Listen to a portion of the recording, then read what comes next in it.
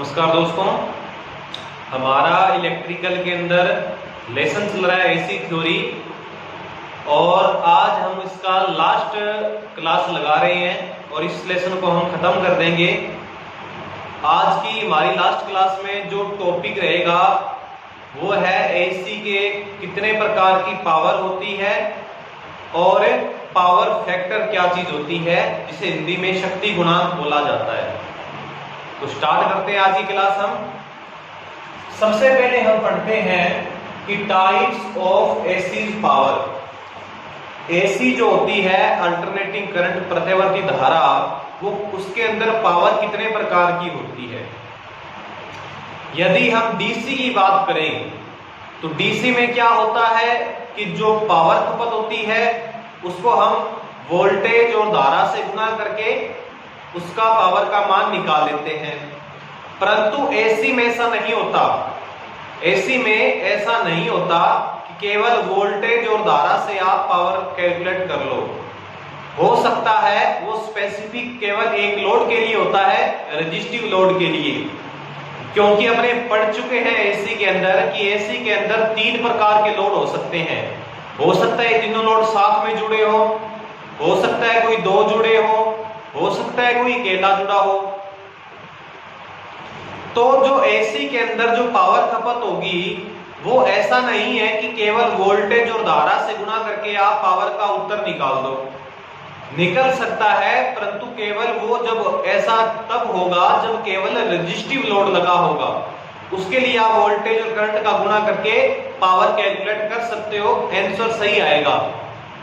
परंतु दोस्तों, यदि अपने सर्किट के अंदर इंडक्टेंस या कैपेसिटेंस आ गया, अर्थात या तो इंडक्टर लगा है या कैपेसिटर लगा है या दोनों ही लगे हैं, तो हम पावर का जो सूत्र है V × I, उससे पावर कैलकुलेट नहीं कर सकते।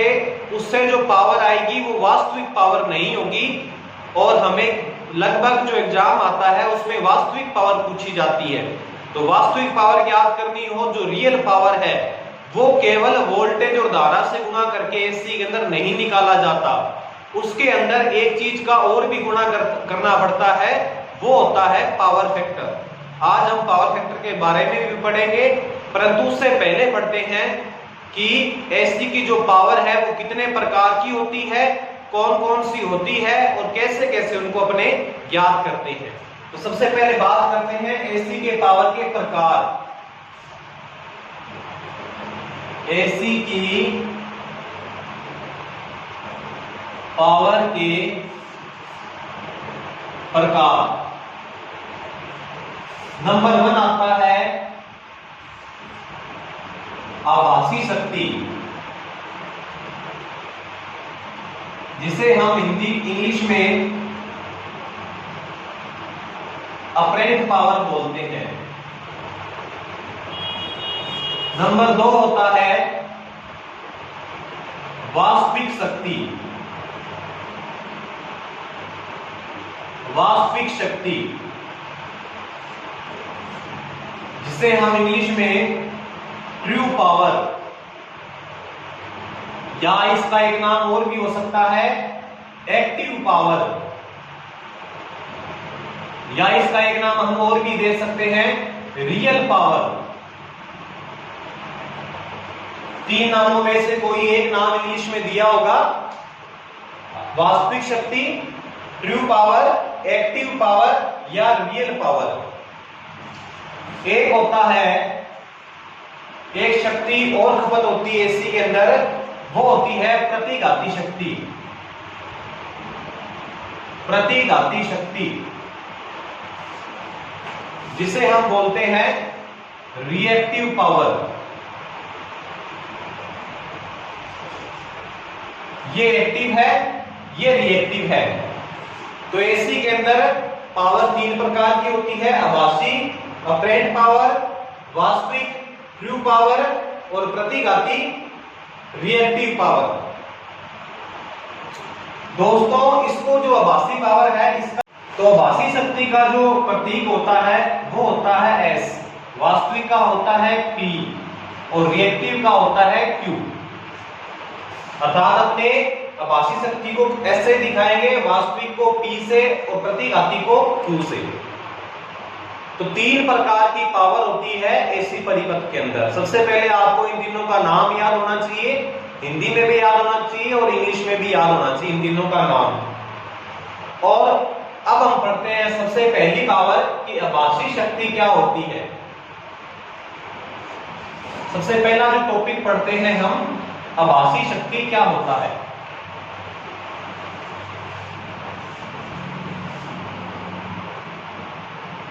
आभासी शक्ति, अपरेंट पावर। दोस्तों जैसे मान लो कोई परिपथ है जिसमें रेजिस्टेंस भी लगा है, जिसमें इंडक्टर भी लगा है, जिसमें कैपेसिटर भी लगा है, ये तीनों के तीनों लगे हैं। तो हम क्या काम करें, मैंने जैसे आपको बताया कि जो हम पावर कैलकुलेट करते हैं वो वोल्टेज और धारा से गुणा करके पावर नहीं निकाल सकते। एसी के अंदर केवल वोल्टेज और धारा से गुणा करके नहीं निकाल सकते। जब सर्किट में इंडक्टर या कैपेसिटर आ जाए तो उसके अंदर हम डायरेक्ट वोल्टेज और धारा का गुणा करके नहीं निकाल सकते। दोबारा फिर सुनिए, यदि कोई सर्किट में इंडक्टर है या कैपेसिटर, इन दोनों में से कोई एक लोड है या दोनों ही है, तो हम वोल्टेज और धारा से गुणा करके पावर का कैलकुलेशन नहीं कर सकते। यदि हम पावर का कैलकुलेशन वोल्टेज और धारा से कर दें, गुणा करके कर दें, और परिपथ में इंडक्टर भी है या कैपेसिटर भी है या दोनों ही है, और वोल्टेज और धारा से गुणा करके हम पावर कैलकुलेशन कर रहे हैं, तो वो हमारी जो पावर आएगी वो पावर सही पावर नहीं आएगी। वो कौन सी पावर आएगी? आभासी पावर। जैसे आप नाम से स्पष्ट समझ रहे हो, आभासी का मतलब क्या बना कि केवल आभास होगा, केवल हमें लगेगा कि ये पावर सही आ गई, कि वोल्टेज और धारा से गुणा कर दिया तो हमें जो पावर मिल गई वो सही पावर मिल गई, परंतु ऐसा नहीं होता। यदि परिपथ में इंडक्टर या कैपेसिटर है तो पावर का जो हम गणना कर रहे हैं वोल्टेज और करंट से, वो सही पावर नहीं है। परंतु यदि हम कर ही रहे हैं वोल्टेज और धारा से गुणा करके, तो वो कौन सी पावर आएगी? आभासी पावर आएगी। तो आपको पता होना चाहिए कि एसी के अंदर अल्टरनेटिंग करंट के अंदर यदि हम पावर की गणना यदि केवल वोल्टेज और करंट से गुणा करके कर रहे हैं, 3 फेज आएगा तो वहां पे √3 लग जाएगा, 2 फेज आएगा तो √2 लग जाएगा। वो हमारा नेक्स्ट चैप्टर होगा जिसमें हम पढ़ेंगे कि पॉलीफेज सिस्टम क्या होता है।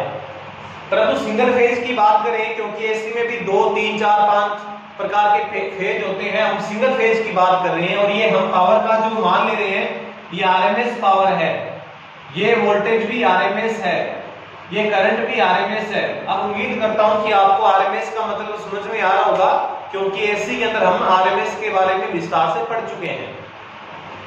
तो दोस्तों यदि हम पावर की गणना वोल्टेज और करंट से गुणा करके पावर निकाल दें, तो जैसे मैंने बताया वो वास्तविक पावर तो नहीं है, परंतु ये जो पावर जो आएगी हमारे पास, ये कौन सी पावर आएगी हमारे पास में?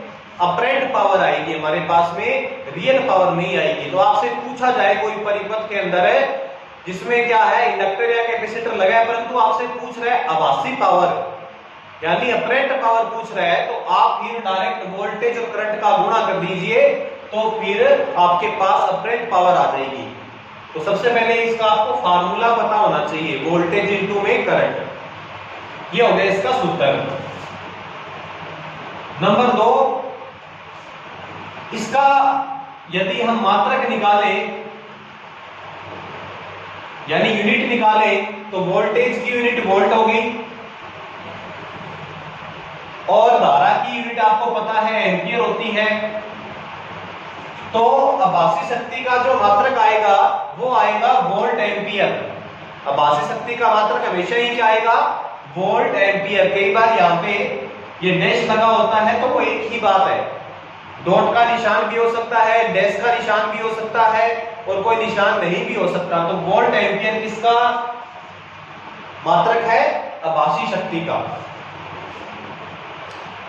वोल्टेज और धारा से डायरेक्ट गुणा करके जो हम पावर कैलकुलेशन करते हैं वो आभासी पावर आती है, जिसका हम आभास कर सकते हैं, परंतु वास्तविक पावर वो नहीं है। यदि हमें कोई क्वेश्चन में केवल आभासी पावर ही पूछ रहा है तो हम सिर्फ और सिर्फ वोल्टेज का, जिसमें आरएमएस वोल्टेज लेंगे और आरएमएस करंट लेंगे। यदि हमें मैक्सिमम वोल्टेज और मैक्सिमम करंट दी है तो उसके अंदर वो गुणा करके उसमें 2 का भाग लगा देना, तो वो आरएमएस पावर निकल जाएगी। मैंने आपको बताया था कि यदि आपको आरएमएस पावर निकालनी हो परंतु मैक्सिमम वोल्टेज दे रखी है और मैक्सिमम ही करंट दे रखी है, तो फिर डायरेक्ट उनका गुणा करके आरएमएस पावर नहीं निकलती, उसमें हम 2 का भाग देते हैं तो आरएमएस पावर निकलती है। क्योंकि Vm बटा √2 Im बटा √2, तो वो होता है Vrms और Im बटा √2 होता है Irms। √2 का √2 से गुणा किया तो 2 आ गया, तो ये होता है आभासी शक्ति। इसका मात्रक वोल्ट एम्पियर। इसका सूत्र एक और बना सकते हैं जब हमें मैक्सिमम वोल्टेज और मैक्सिमम धारा बताई जाए।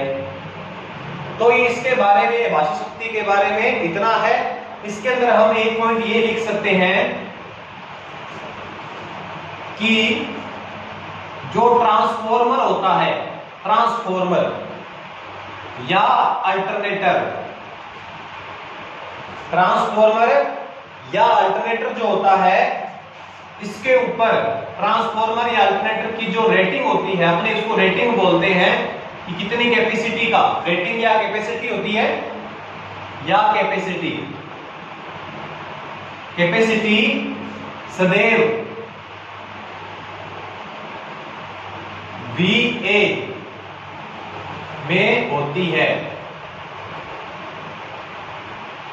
कई बार पूछा जा चुका है ये कि ट्रांसफॉर्मर की रेटिंग किस में लिखी होती है। जैसे अपने मोटर की बात करें, कोई भी मोटर है, चाहे डीसी की ही है चाहे एसी की मोटर है, मोटर की बात करें तो आप देखते हो मोटर एचपी में उसकी रेटिंग लिखी होती है कि आधा एचपी की है या 1 एचपी की या 5 एचपी की, अलग अलग प्रकार की मोटर होती है। यदि हम घर में कोई लोड की बात करें तो आप जानते हो लोड होता है वो वाट में अपने कैलकुलेट करते हैं। इस प्रकार से सब चीजों की अलग अलग रेटिंग होती है।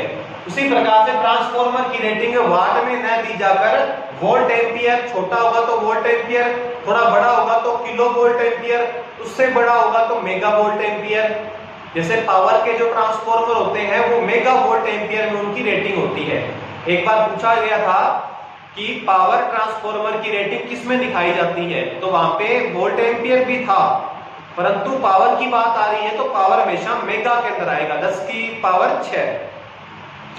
तो ये ट्रांसफॉर्मर या अल्टरनेटर की रेटिंग वोल्ट एम्पियर यानी आभासी शक्ति में क्यों लिखी होती है, जबकि कोई भी परिपथ है या कोई भी जो लोड है या कोई भी सोर्स है उसकी जो रेटिंग वाट में होनी चाहिए। हमें पता लगना चाहिए हम इस सोर्स से कितना वाट का लोड लगा सकते हैं, परंतु इसकी रेटिंग वोल्ट एम्पियर आभासी पावर क्यों दी है, वास्तविक पावर में इसकी रेटिंग क्यों नहीं लिखी ट्रांसफॉर्मर या अल्टरनेटर की, तो उसका कारण हम ट्रांसफॉर्मर और अल्टरनेटर लेसन में समझेंगे।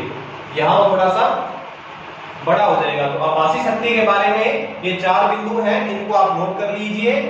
और इसके बाद नेक्स्ट हम जो पढ़ते हैं वो पढ़ते हैं हम true power.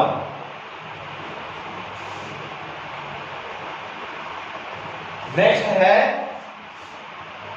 True power. True बोल सकते हैं, एक्टिव बोल सकते हैं या रियल बोल सकते हैं। तीनों में से कोई एक शब्द होगा तो हिंदी में इसको बोलते हैं वास्तविक शक्ति। हिंदी में बोलेंगे हम इसको वास्तविक शक्ति। सबसे पहली बात करें किसके सूत्र की बात करते हैं, आरएमएस सूत्र की बात करते हैं। अब दोस्तों इसका सूत्र बनाने से पहले और इस शक्ति को समझाने से पहले एक बात बताता हूं आपको कि हम बार बार ये क्यों बोल रहे हैं कि परिपथ में यदि इंडक्टर या कैपेसिटर लगा है तो शक्ति की जो हम गणना V और I से कर रहे हैं वो वास्तविक शक्ति नहीं है। ऐसा हम क्यों बोल रहे हैं? ऐसा हम दोस्तों इसलिए बोल रहे हैं क्योंकि हम इंडक्टर के बारे में जब पढ़ते हैं तो पता चलता है कि इंडक्टर में जो वोल्टेज होती है और जो करंट होती है, जो बेकीमत मान लो चाहे सोर्स वोल्टेज मान लो, इंडक्टर की बात करें तो इंडक्टर में जो वोल्टेज होती है और जो करंट होती है, आप पढ़ चुके हो, उन दोनों के बीच में कुछ कोण होता है। अर्थात वोल्टेज पहले चलती है, करंट उससे कुछ देर बाद में चलती है, दोनों के बीच में कुछ कोण है।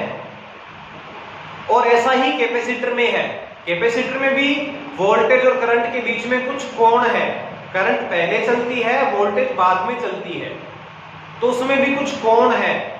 जबकि हम बात करें एसी के पहले लोड की, रेजिस्टिव लोड की, तो उसमें आप देख पाते हो और समझा था हमने कि रेजिस्टिव लोड में कोई कोण नहीं होता। वोल्टेज और करंट के बीच में कितने डिग्री का कोण होता है, तो क्या उत्तर बताएंगे हम? 0 डिग्री का। परंतु इंडक्टर और कैपेसिटर में तो ऐसा नहीं होता, वहां पे वोल्टेज और करंट के बीच में कुछ कोण बन जाता है। और इस कोण के कारण ही क्या होता है, इस कोण के कारण ही क्या होता है कि जो एसी की जो पावर है, वो जो पावर है वो वही वोल्टेज और करंट से नहीं निकल सकती। उसमें एक शब्द शामिल होता है पावर फैक्टर, उसकी चर्चा हम अभी थोड़ी देर में करेंगे। तो पावर का जो सूत्र आएगा इसमें वोल्टेज गुणा करंट है, इसमें पावर फैक्टर भी आएगा, पावर फैक्टर, जिसे मैं एक बार P डॉट F से दिखा रहा हूं, पावर फैक्टर। तो पावर फैक्टर का गुणा यदि वोल्टेज और करंट से कर देंगे तो जो पावर आएगी वो आएगी ट्रू पावर। आप वोल्टेज और धारा से गुणा करके ट्रू पावर नहीं निकाल सकते। किसका गुणा साथ में करना पड़ेगा? पावर फैक्टर का गुणा करना पड़ेगा। या तो हमें कोई कंपटीशन में, एग्जाम में कोई ऐसा कोई क्वेश्चन आ जाए जिसमें ट्रू पावर निकालनी हो, तो या तो उसमें पावर फैक्टर बताया जाएगा, या हमें कोई तरीके हैं पावर फैक्टर निकालने के, वो सारे तरीके समझेंगे, उन तरीकों से पावर फैक्टर निकाल कर और इसमें यहां इस उत्तर में उसका मान रखकर तब ट्रू पावर निकलेगी। आप कभी भी ट्रू पावर निकालने के लिए केवल वोल्टेज और धारा का गुणा मत कर देना, उत्तर हमारा गलत हो जाएगा। उसमें पावर फैक्टर जरूर शामिल होगा। यदि बता दिया जाए कि प्योर प्रतिरोधी परिपथ है, तब तो आप समझते ही हो वहां तो पावर फैक्टर 1 होता है, तो 1 का गुणा किसी के साथ करो तो संख्या में चेंज नहीं आने वाला। वहां तो आप पावर फैक्टर का सूत्र या पावर फैक्टर सीधा ना भी लिखो तो भी चल जाएगा, क्योंकि वहां तो 1 है। परंतु इंडक्टर या कैपेसिटर लग गया तो पावर फैक्टर कुछ अलग अलग आएगा, तो पावर फैक्टर का मान यहां जरूर रखना पड़ेगा हमें। तो ट्रू पावर का फार्मूला है, मैं इसको एक बार टी लिख देता हूं ताकि पता चल जाए ट्रू पावर की बात हो रही है। ट्रू पावर बराबर है वोल्टेज गुना करंट गुना में पावर फैक्टर जरूर लिखना है। दूसरी बात, इसका मात्रक होगा वो आएगा वाट में। इसका मात्रक किस में आएगा? वाट में। छोटा मात्रक वाट है, बड़ा मात्रक किलोवाट है, उससे बड़ा मात्रक मेगावाट है। तो मात्रक क्या आएगा इसका? वाट आएगा। तीसरी बात करें हम किसका? प्रतीक हम देख चुके हैं। इसका प्रतीक क्या होता है? P होता है। ये है ट्रू पावर, ये रहा इसका फार्मूला। और चौथी बात कि कोई भी हमारा घर का लोड है, जैसे कोई मोटर है, जैसे मोटर होती है एचपी में, तो उसको हम वाट में कन्वर्ट कर लेंगे। कोई विद्युत लैंप है तो उसको हम वाट में, वो उसका रेटिंग होती ही है। तो घर में जितने भी लोड होते हैं उनको हम वाट में कैलकुलेशन करके ही घर का पूरा लोड डिसाइड किया जाता है, और उसके हिसाब से ही विद्युत विभाग वाले हमें लोड के अनुसार ही क्या करते हैं, कनेक्शन उसके हिसाब से मीटर की रेंज देकर कनेक्शन प्रोवाइड करवाते हैं। तो जो कैलकुलेशन करते हैं, जो घरों में जो लोड होता है उसमें जो रेटिंग होती है वो किस में होती है? वाट में, अर्थात ट्रू पावर में उसकी रेटिंग होती है। तो ये 3 बातें आप याद कर लें, कोई ज्यादा मुश्किल वाली बात नहीं है। जो इसका जो इंपॉर्टेंट बात है वो है सूत्र इसका V × I × पावर फैक्टर।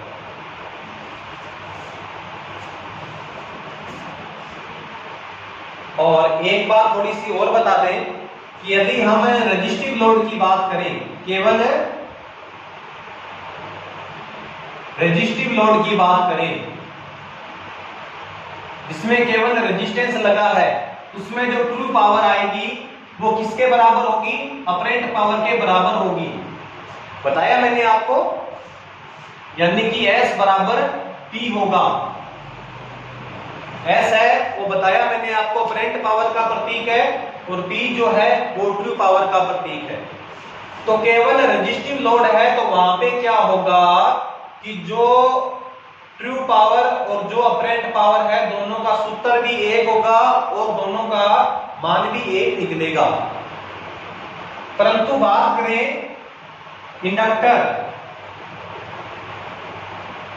या कैपेसिटर, ये मोस्ट इंपोर्टेंट लाइन है जो मैं पहले बोल रहा था, इंडक्टर या कैपेसिटर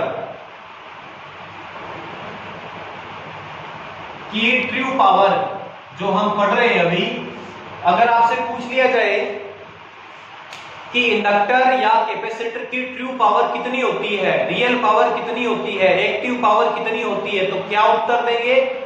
वोल्टेज कुछ होगी, इंडक्टर में कुछ वोल्टेज दी जाएगी, धारा भी कुछ होगी। परंतु हम पढ़ चुके हैं कि अगर केवल इंडक्टर परिपथ है या केवल कैपेसिटर परिपथ है, उसमें पावर फैक्टर का मान 0 होता है। उसमें पावर फैक्टर का मान कितना होता है? 0। यदि आपने वो बात नहीं नोट करी है तो वो वीडियो देख लें, जिसमें मैंने इंडक्टर और कैपेसिटर के बारे में पूरा बहुत बड़ी क्लास लगाई थी। इंडक्टर की शायद 2 घंटे की और कैपेसिटर की 3 घंटे की क्लास थी। उसमें मैंने इंडक्टर के बारे में पूरा आपको बताया था, जिसमें बताया था कि इंडक्टर में अगर केवल इंडक्टर परिपथ है, प्योर इंडक्टर है, तो उसमें पावर फैक्टर 0 होता है। तो 0 का गुणा आप इन दोनों से करोगे तो पता ही आपको 0 ही आने वाला है। और कैपेसिटर में भी 0 होता है पावर फैक्टर। कैपेसिटर में अगर केवल कैपेसिटिव अपना लोड है, उसमें पावर फैक्टर कितना होगा? 0 होगा। तो इंडक्टर है या कैपेसिटर है, उसकी ट्रू पावर की बात करेंगे तो कितना आएगा? 0। ये बहुत इंपॉर्टेंट है और कई बार कंपटीशन एग्जाम में हमसे पूछा गया है कि शुद्ध इंडक्टर परिपथ या शुद्ध कैपेसिटर परिपथ की ट्रू पावर कितनी होती है? 0 होती है, वास्तविक पावर। तो ये 4 बिंदु हैं, इन्हें आप नोट करें।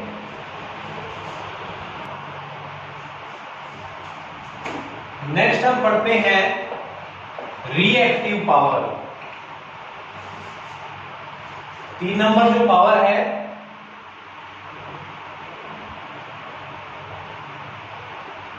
Reactive power. रिएक्टिव पावर दोस्तों, ये जो पावर है रिएक्टिव पावर, पहली बात आपके समझ में ये आ जानी चाहिए कि जो रिएक्टिव पावर है, इसकी हम पहली बात अगर पढ़ें तो रिएक्टिव पावर केवल तभी गणना में आएगी, तभी ही गणना में आएगी जब परिपथ में या इंडक्टर या कैपेसिटर या दोनों लगे हों। दोनों में से अगर एक भी चीज नहीं, दोनों में से अगर दोनों ही नहीं है या एक भी नहीं है और परिपथ केवल प्रतिरोधी परिपथ है तो रिएक्टिव पावर 0 है। यानी कि किसी भी परिपथ के अंदर यदि इंडक्टर या कैपेसिटर नहीं लगा है तो रिएक्टिव पावर नहीं खपत होगी, 0। आपसे पूछा जाए, जैसे मान लो बात करें प्रतिरोधी परिपथ में, प्रतिरोधी परिपथ में ना तो इंडक्टर होता है ना कैपेसिटर होता है। पूछ लिया जाए आपसे कि प्रतिरोधी परिपथ के अंदर रिएक्टिव पावर कितनी होती है, तो क्या बताएंगे हम? 0 बताएंगे, कोई रिएक्टिव पावर नहीं है। आप समझ रहे हो? रिएक्टिव, रिएक्टिव का मतलब रिएक्शन, ये कुछ रिएक्शन करती है। रिएक्टिव जो पावर है ये कुछ रिएक्शन करती है। अब रिएक्शन क्या क्या होता है रिएक्टिव पावर से, वो हम इसमें पढ़ेंगे कि क्या रिएक्शन डालती है परिपथ के अंदर। जितनी ज्यादा रिएक्टिव पावर होगी उतना ही परिपथ में क्या रिएक्शन पड़ेगा, इसके अंदर हम अभी देखते हैं। परंतु आप एक चीज समझ लें कि यदि परिपथ में इंडक्टर या कैपेसिटर है तभी रिएक्टिव पावर गणना में आएगी, तभी हम रिएक्टिव पावर की कैलकुलेशन करेंगे। अन्यथा यदि परिपथ के अंदर केवल प्रतिरोध ही है तो उसमें रिएक्टिव पावर की गणना नहीं करते, सीधा कितना बताएंगे? 0। तो रिएक्टिव पावर की यदि हम बात करें PR, या इसका प्रतीक मैंने आपको बताया Q। इसका जो सबसे पहले बात करें सूत्र की, नंबर 1 पॉइंट सूत्र, क्योंकि रिएक्टिव पावर निकालनी है सूत्र पता होना चाहिए हमें। तो वोल्टेज इंटू करंट इंटू में साइन फाई। साइन फाई, अब फाई क्या चीज है, या साइन थीटा भी कई बार लिखा होता है, परंतु अधिकतर फाई लिखा होता है। फाई है कि वोल्टेज और करंट में बना हुआ एंगल। परिपथ में इंडक्टर है, परिपथ में प्रतिरोध है, तो प्रतिरोध में आप जानते हो कोई एंगल नहीं होता, इंडक्टर में 90 डिग्री का एंगल होता है, परंतु दोनों को इकट्ठा लगा दिया तो एंगल का मान कुछ कम हो जाएगा, यानी 90 से कुछ कम हो जाएगा। तो जितना भी एंगल होगा, या कैपेसिटर लगा है परिपथ में, तो उससे कितना एंगल आएगा, वोल्टेज और करंट के बीच में कितना एंगल आएगा, वो एंगल हम यहां रखेंगे। और उस एंगल का मान, उस कोण का मान, एंगल माने कोण का मान साइन थीटा वाली सारणी में यदि देखेंगे तो जितना भी मान आए वो मान का गुणा वोल्टेज और करंट से कर देंगे। ये फार्मूला कैसे बनाया ये भी हम अभी देखते हैं थोड़ी देर में, परंतु नोट करके याद कर ले, रिएक्टिव पावर का फार्मूला वोल्टेज इंटू धारा इंटू साइन फाई। दूसरी बात, इसका मात्रक बहुत इंपॉर्टेंट है, कई बार आ चुका है इसका मात्रक, रिएक्टिव पावर का मात्रक। तो इसका जो मात्रक होता है वो होता है वोल्ट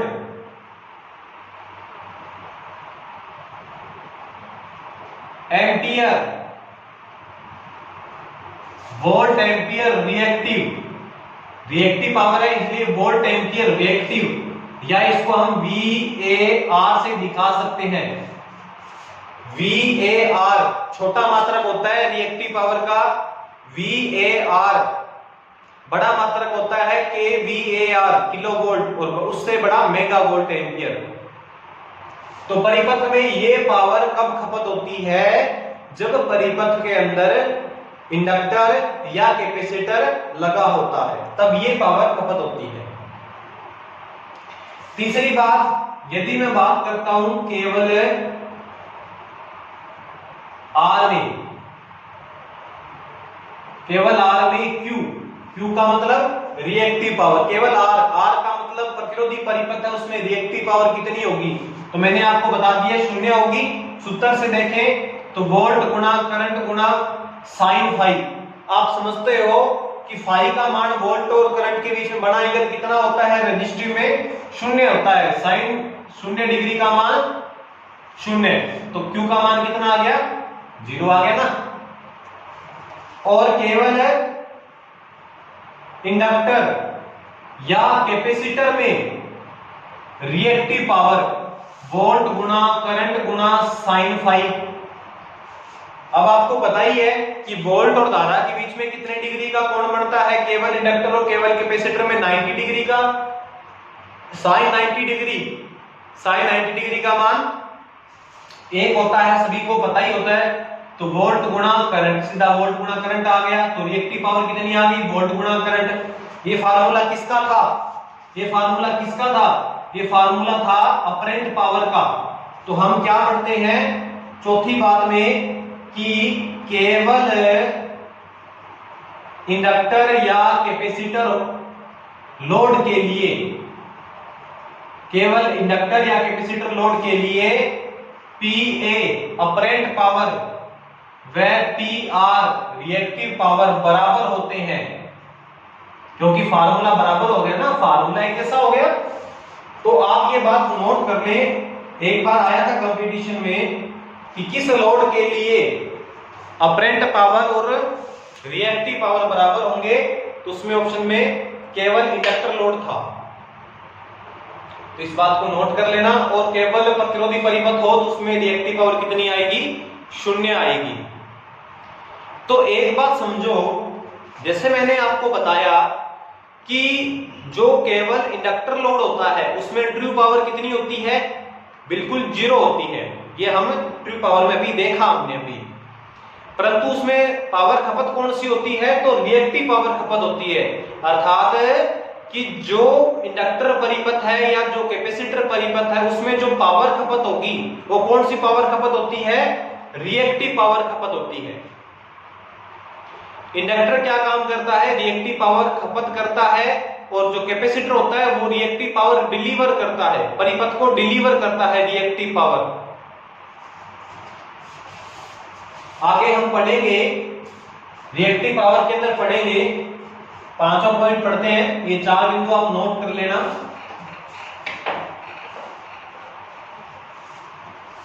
पांचों बिंदु देखें कि यदि कोई परिपथ के अंदर रिएक्टिव पावर ज्यादा हो, यदि किसी परिपथ में रिएक्टिव पावर बढ़ रही है तो धारा का मान भी बढ़ता रहेगा। ये आप नोट करके याद कर लें, यदि किसी परिपथ में रिएक्टिव पावर बढ़ती है तो उसके समानुपात में धारा का मान भी बढ़ने लग जाता है। यदि परिपथ में रिएक्टिव पावर ज्यादा है, रिएक्टिव पावर कब ज्यादा होगी? जब या तो इंडक्टर परिपथ ज्यादा लोड ले रहा है, या इंडक्टर ज्यादा है, ज्यादा मान का है, या कैपेसिटर ज्यादा मान का है, तो परिपथ में जो रिएक्टिव पावर वो बढ़ती जाएगी। और रिएक्टिव पावर बढ़ेगी तो उसी के अनुपात में परिपथ में धारा भी बढ़ती जाएगी। तो रिएक्टिव पावर क्या काम करती है? रिएक्टिव जो पावर है वह परिपथ में धारा को बढ़ा देती है।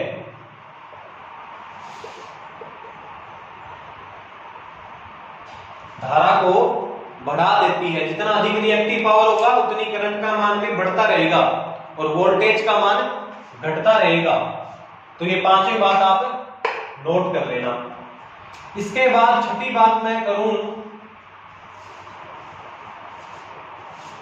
दोस्तों, छठे पॉइंट में हम ये याद कर सकते हैं, जैसे बात करें ग्रिड स्टेशनों की, पावर ग्रिड के स्टेशनों की बात करें तो वहां क्या होता है, जैसे मान लो हम कोई सब स्टेशन की बात करते हैं, जैसे मान लो कोई 33/11 का कोई सब स्टेशन है,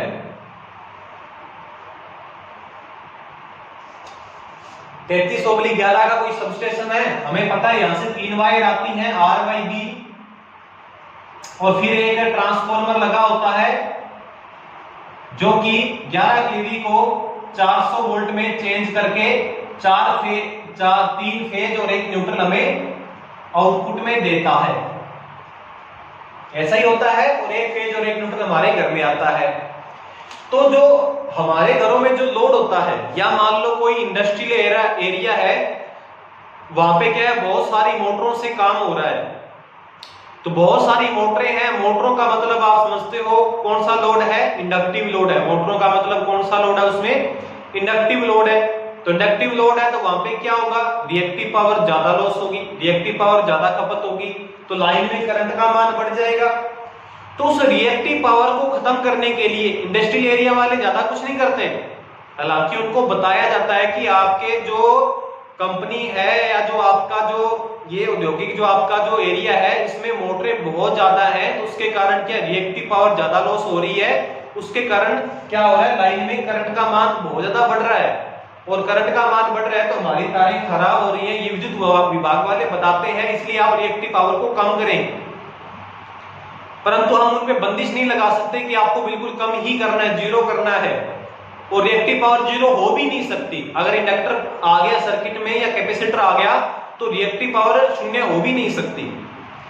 तो उन्हें कम करने के लिए बोला जाता है, परंतु इतना कम नहीं हो सकता और लाइन में करंट का मान बढ़ता रहता है। तो क्या किया जाता है, विद्युत विभाग वाले खुद ही क्या काम करते हैं, अपने सब स्टेशनों पे क्या काम करते हैं, रिएक्टिव पावर को खत्म करने के लिए कुछ सिस्टम लगाते हैं। क्योंकि मैंने आपको बताया रिएक्टिव पावर एक ऐसी पावर है जो लाइन में करंट बढ़ा देगी, और उस करंट को हमें कम करना है। अगर करंट बढ़ेगी तो हमारी तार जो है वो खराब हो जाएगी, क्योंकि उससे तार का भी कोई टेम्परेचर सहन करने का कोई सीमा है। और जब उसमें करंट बढ़ती रहेगी तो टेम्परेचर बढ़ता रहेगा, H = I² RT से, और टेम्परेचर बढ़ता रहेगा तो तार खराब हो सकती है। और हमारा जो ट्रांसफॉर्मर है उस पर भी ज्यादा लोड आता है, क्योंकि करंट बढ़ रही है तो ट्रांसफॉर्मर पे लोड आएगा, वोल्टेज बिल्कुल डाउन हो जाते हैं। इसलिए क्या किया जाता है दोस्तों कि जो सब स्टेशन होते हैं, ये मान लो छोटा है, छोटे स्टेशनों पर आजकल नहीं होता, जो बड़े स्टेशन है 132 के या 220 या 400 के जो सब स्टेशन है, वहां पे क्या होता है कि उस रिएक्टिव पावर को खत्म किया जाता है, क्योंकि खत्म करना आवश्यक है, अन्यथा हमारे ट्रांसफार्मर पर लोड बढ़ रहा है, और ट्रांसफार्मर पर लोड बढ़ रहा है तो ट्रांसफार्मर की वाइंडिंग है, ट्रांसफार्मर का जो ऑयल है वो खराब हो सकता है, प्लस में लाइनें भी टूटकर नीचे गिर सकती हैं। इसलिए उस रिएक्टिव पावर को खत्म करना है। क्यों हो रही है रिएक्टिव पावर?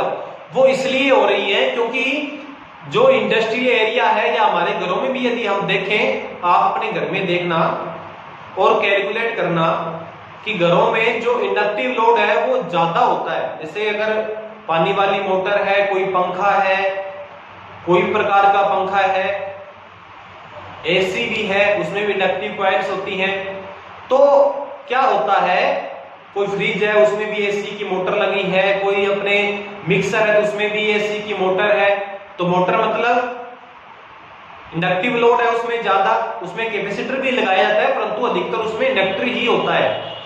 तो क्या होता है, इंडक्टर काम में आया, इसका मतलब रिएक्टिव पावर खपत होगी, रिएक्टिव पावर खपत होगी तो क्या होगा, धारा का मान बढ़ेगा, और धारा का मान बढ़ेगा तो ऐसे ऐसे करके, अगर हम तो एक घर की बात करें, घर बहुत सारे होते हैं, तो क्या होता है उन सब स्टेशनों पर इतना अधिक लोड बढ़ जाता है कि वो ट्रांसफार्मर जो लोड प्रोवाइड करते हैं, वो ट्रांसफार्मर का टेम्परेचर बहुत बढ़ जाता है, और टेम्परेचर बढ़ने से कई बार तो ये भी होता है ट्रांसफार्मर में आग भी लग जाती है, टेम्परेचर बढ़ जाने के कारण आग भी लग जाती है। तो उस स्थिति को बचाने के लिए क्या किया जाता है, उन सब स्टेशनों पर रिएक्टिव पावर को खपत किया जाता, समाप्त किया जाता है, क्योंकि प्रत्येक घर में तो हम जाकर बोल नहीं सकते भी आपके घर में इतनी रिएक्टिव पावर है तो आप उस रिएक्टिव पावर को खत्म कीजिए और उस खत्म करने के लिए कुछ सिस्टम लगाइए, हम ऐसा नहीं बोल सकते प्रत्येक घर में जाकर, हालांकि उन्हीं का ही फायदा होगा।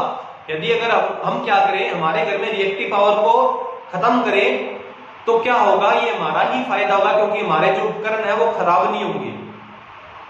तो दोस्तों सब स्टेशनों पर क्या किया जाता है, उस रिएक्टिव पावर को खत्म किया जाता है, और खत्म करने के लिए क्या लगाया जाता है, या तो लगाते हैं सिंक्रोनस कंडेंसर, सिंक्रोनस कंडेंसर, ये हम पढ़ेंगे सिंक्रोनस मोटर के अंदर है कि सिंक्रोनस कंडेंसर का मतलब सिंक्रोनस मोटर ही लगाई जाती है, वहां पे पैरेलल क्रम में, लाइन के पैरेलल क्रम में सिंक्रोनस मोटर लगाई जाती है, उस मोटर पे कोई लोड नहीं होता, कोई लोड नहीं, विदाउट लोड उस मोटर को चलाया जाता है। तो मोटर क्या काम करती है, रिएक्टिव पावर डिलीवर करती है और लाइन में जो रिएक्टिव पावर उसको खत्म कर देती है। या हम लगा सकते हैं नंबर 1 पॉइंट सिंक्रोनस कंडेंसर, या लगा सकते हैं हम कैपेसिटर, या लगा सकते हैं हम कैपेसिटर, क्योंकि कैपेसिटर एक से काम नहीं चलता, बहुत सारे कैपेसिटर लगाने पड़ते हैं, एक कैपेसिटर से काम नहीं चलता, उसको हम बोलते हैं कैपेसिटर बैंक। क्या बोलते हैं उसे हम कैपेसिटर बैंक। बैंक का मतलब बहुत सारे कैपेसिटर हैं। तो वो क्या काम करते हैं, जैसे मान लो इस लाइन के अंदर मान लेते हैं कि 50 kVAR की रिएक्टिव पावर खपत हो रही है इस लाइन के अंदर, उसके कारण क्या हो रहा है, करंट बढ़ रही है, टेम्परेचर बढ़ रहा है, ट्रांसफार्मर पे लोड आ रहा है, इस 50 kVAR को हमें खत्म करना है। तो जो हम कैपेसिटर लेंगे यूज में, उस कैपेसिटर में क्या होगा, उस कैपेसिटर के ऊपर लिखा होगा, जैसे एक कैपेसिटर पे लिखा है 5 kVAR, इस प्रकार से 5 kVAR एक कैपेसिटर पे लिखा है, और 50 kVAR की पावर को हमें खपत करना है, तो कितने कैपेसिटर लेने पड़ेंगे, 10 कैपेसिटर लेने पड़ेंगे। इसकी कितनी पावर आ गई, 50 kVAR। अब लाइन में 50 kVAR पावर क्या है, खपत हो रही है, उसके कारण क्या हो रहा है, बहुत सारा ऐसा काम हो रहा है जो ट्रांसफार्मर पे लोड डाल रहा है, उसके अंदर टेम्परेचर बढ़ा रहा है। तो ये जो कैपेसिटर होता है दोस्तों, ये 50 kVAR पावर को क्या करेगा, डिलीवर करेगा, भेजेगा, लाइन के अंदर भेजेगा। यहाँ लाइन के अंदर यदि हम लगा दें कैपेसिटर को, तो ये 50 kVAR भेजेगा लाइन के अंदर। तो आप तो बोलोगे 50 तो थी पहले, 50 और भेज दे 100 हो जाएगी। ये 50 kVAR जो भेजेगा, ये 50 kVAR आप ऐसा मानो ये माइनस में है, ये माइनस में है, और ये पॉजिटिव में भेजेगा, ये पॉजिटिव में लाइन खपत हो रही है, तो नेगेटिव पॉजिटिव आपस में मिलकर बिल्कुल शून्य हो जाएगी। हम ऐसा अनुमान लगा रहे हैं कि शून्य हो जाएगी। शून्य करने के लिए बहुत सारे कैपेसिटर लगाने पड़ेंगे, लेकिन मान लिया भी ऐसे करके हमें उस पावर को खत्म कर सकते हैं, रिएक्टिव पावर को खत्म कर सकते हैं। किसके द्वारा? कैपेसिटर बैंक के द्वारा। तो आप नोट कर लेना कि जब हम कैपेसिटर को रिएक्टिव पावर खत्म करने के लिए लगाते हैं कोई परिपथ के अंदर, या फिर एक बात और बता देता हूं, अभी नाम बाद में और आएगा पावर फैक्टर का। तो रिएक्टिव पावर जब खत्म हो जाएगी या रिएक्टिव पावर जब कम हो जाएगी तो परिपथ का पावर फैक्टर बढ़ जाएगा, सुधर जाएगा।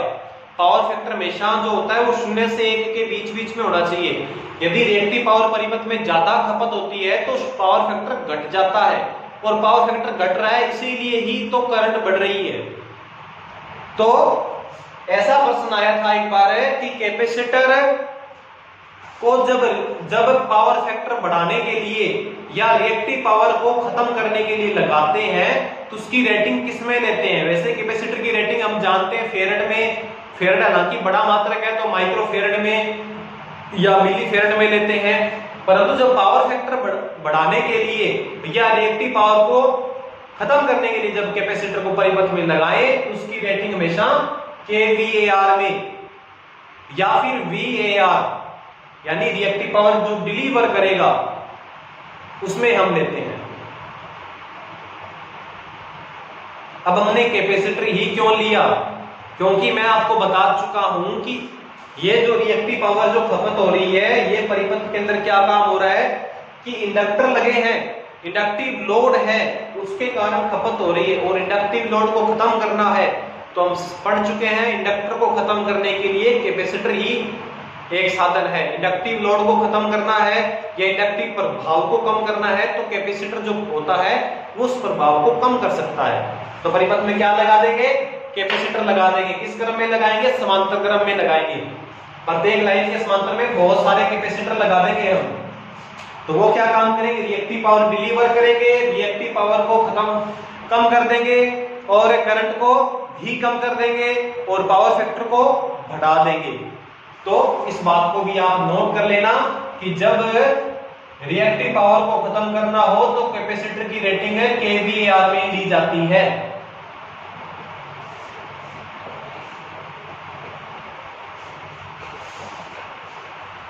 तो छठी बात आप वो नोट कर लेना कि जब कैपेसिटर को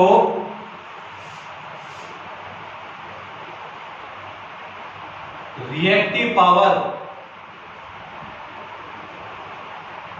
खत्म करने के लिए लगाते हैं तो इसकी रेटिंग kVAR में लेंगे। kVAR बड़ा मात्रक है तो हो सकता है छोटा मात्रक VAR दिया हो, तो आप ये नोट कर लेना।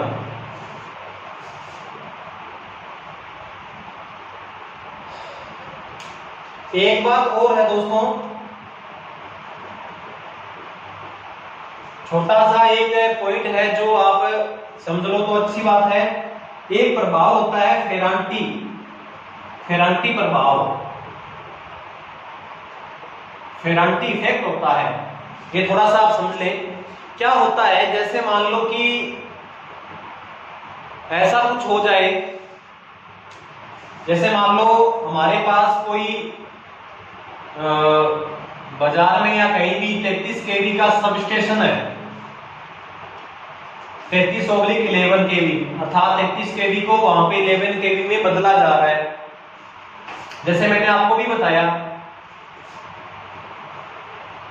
और यहां से 3 फेज आ रहे हैं जो कि एक ट्रांसफॉर्मर में जा रहे हैं जो 11 kV को 400 वोल्ट में चेंज कर रहा है, और यहां से 4 वायर आउटपुट में मिलते हैं।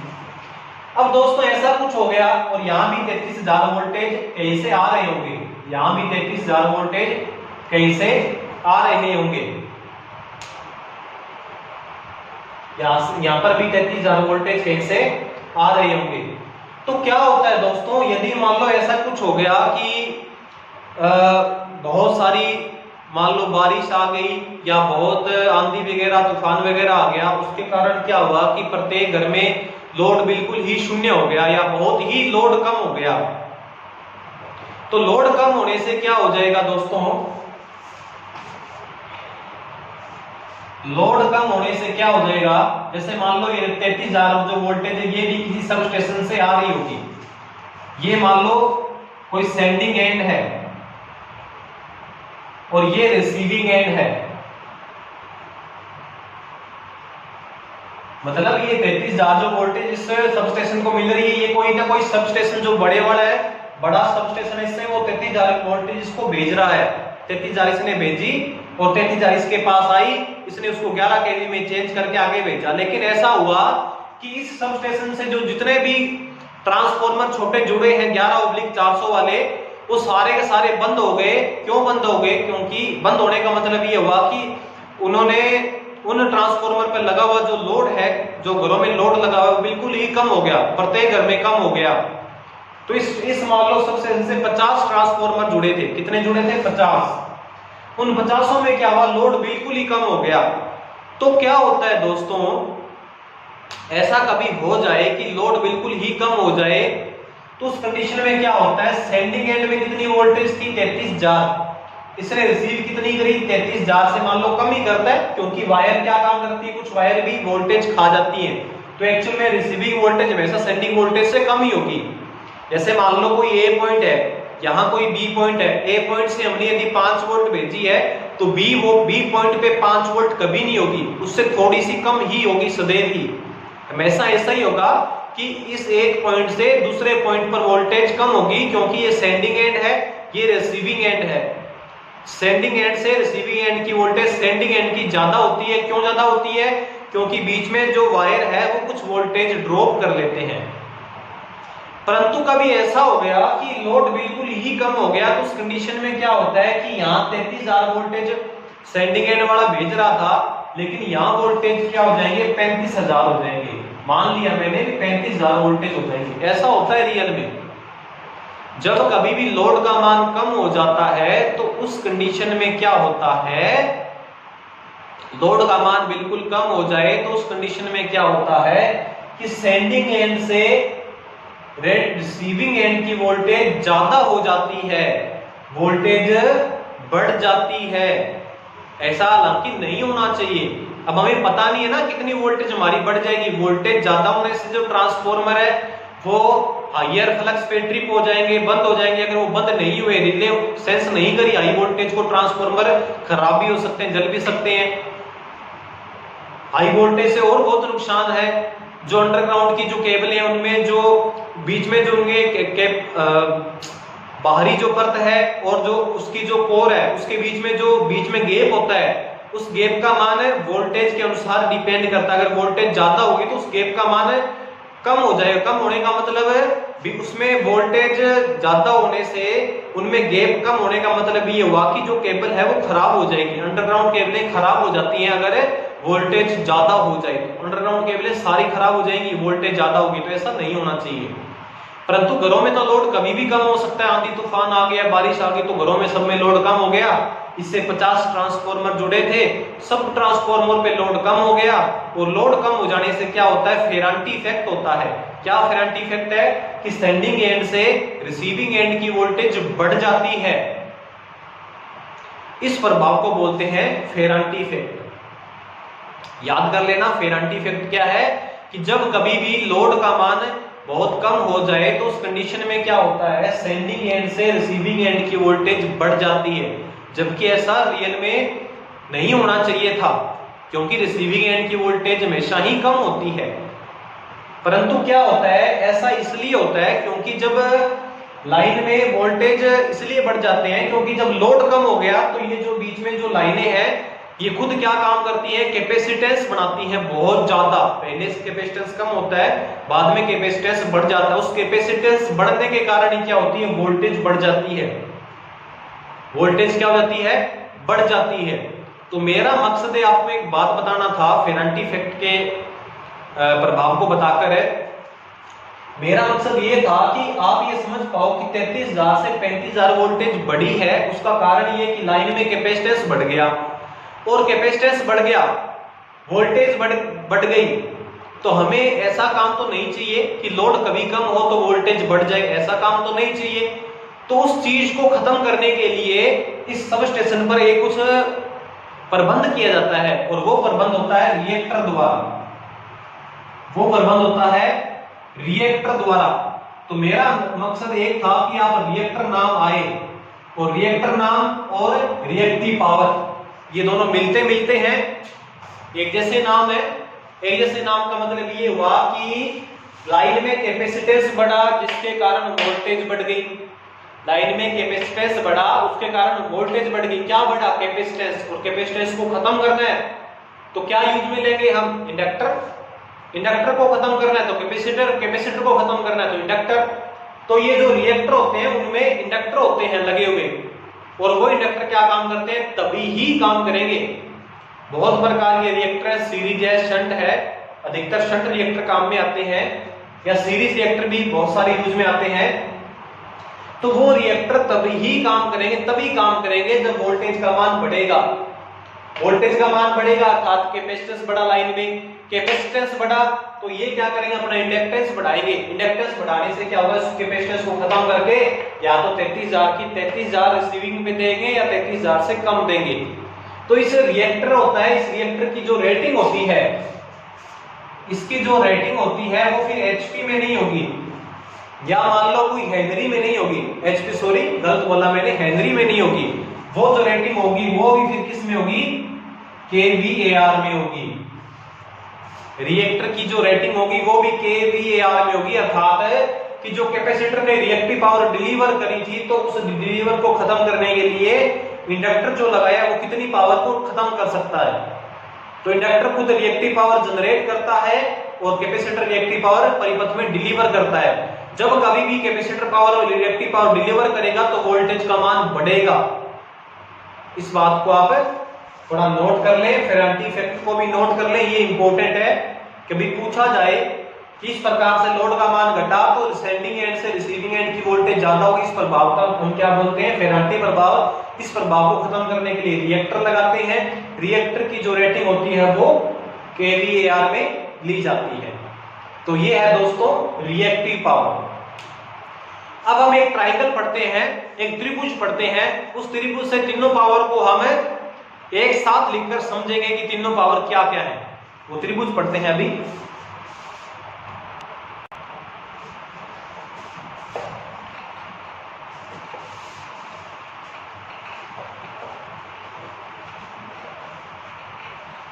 तो अब मैं एक ट्रायंगल बनाता हूं।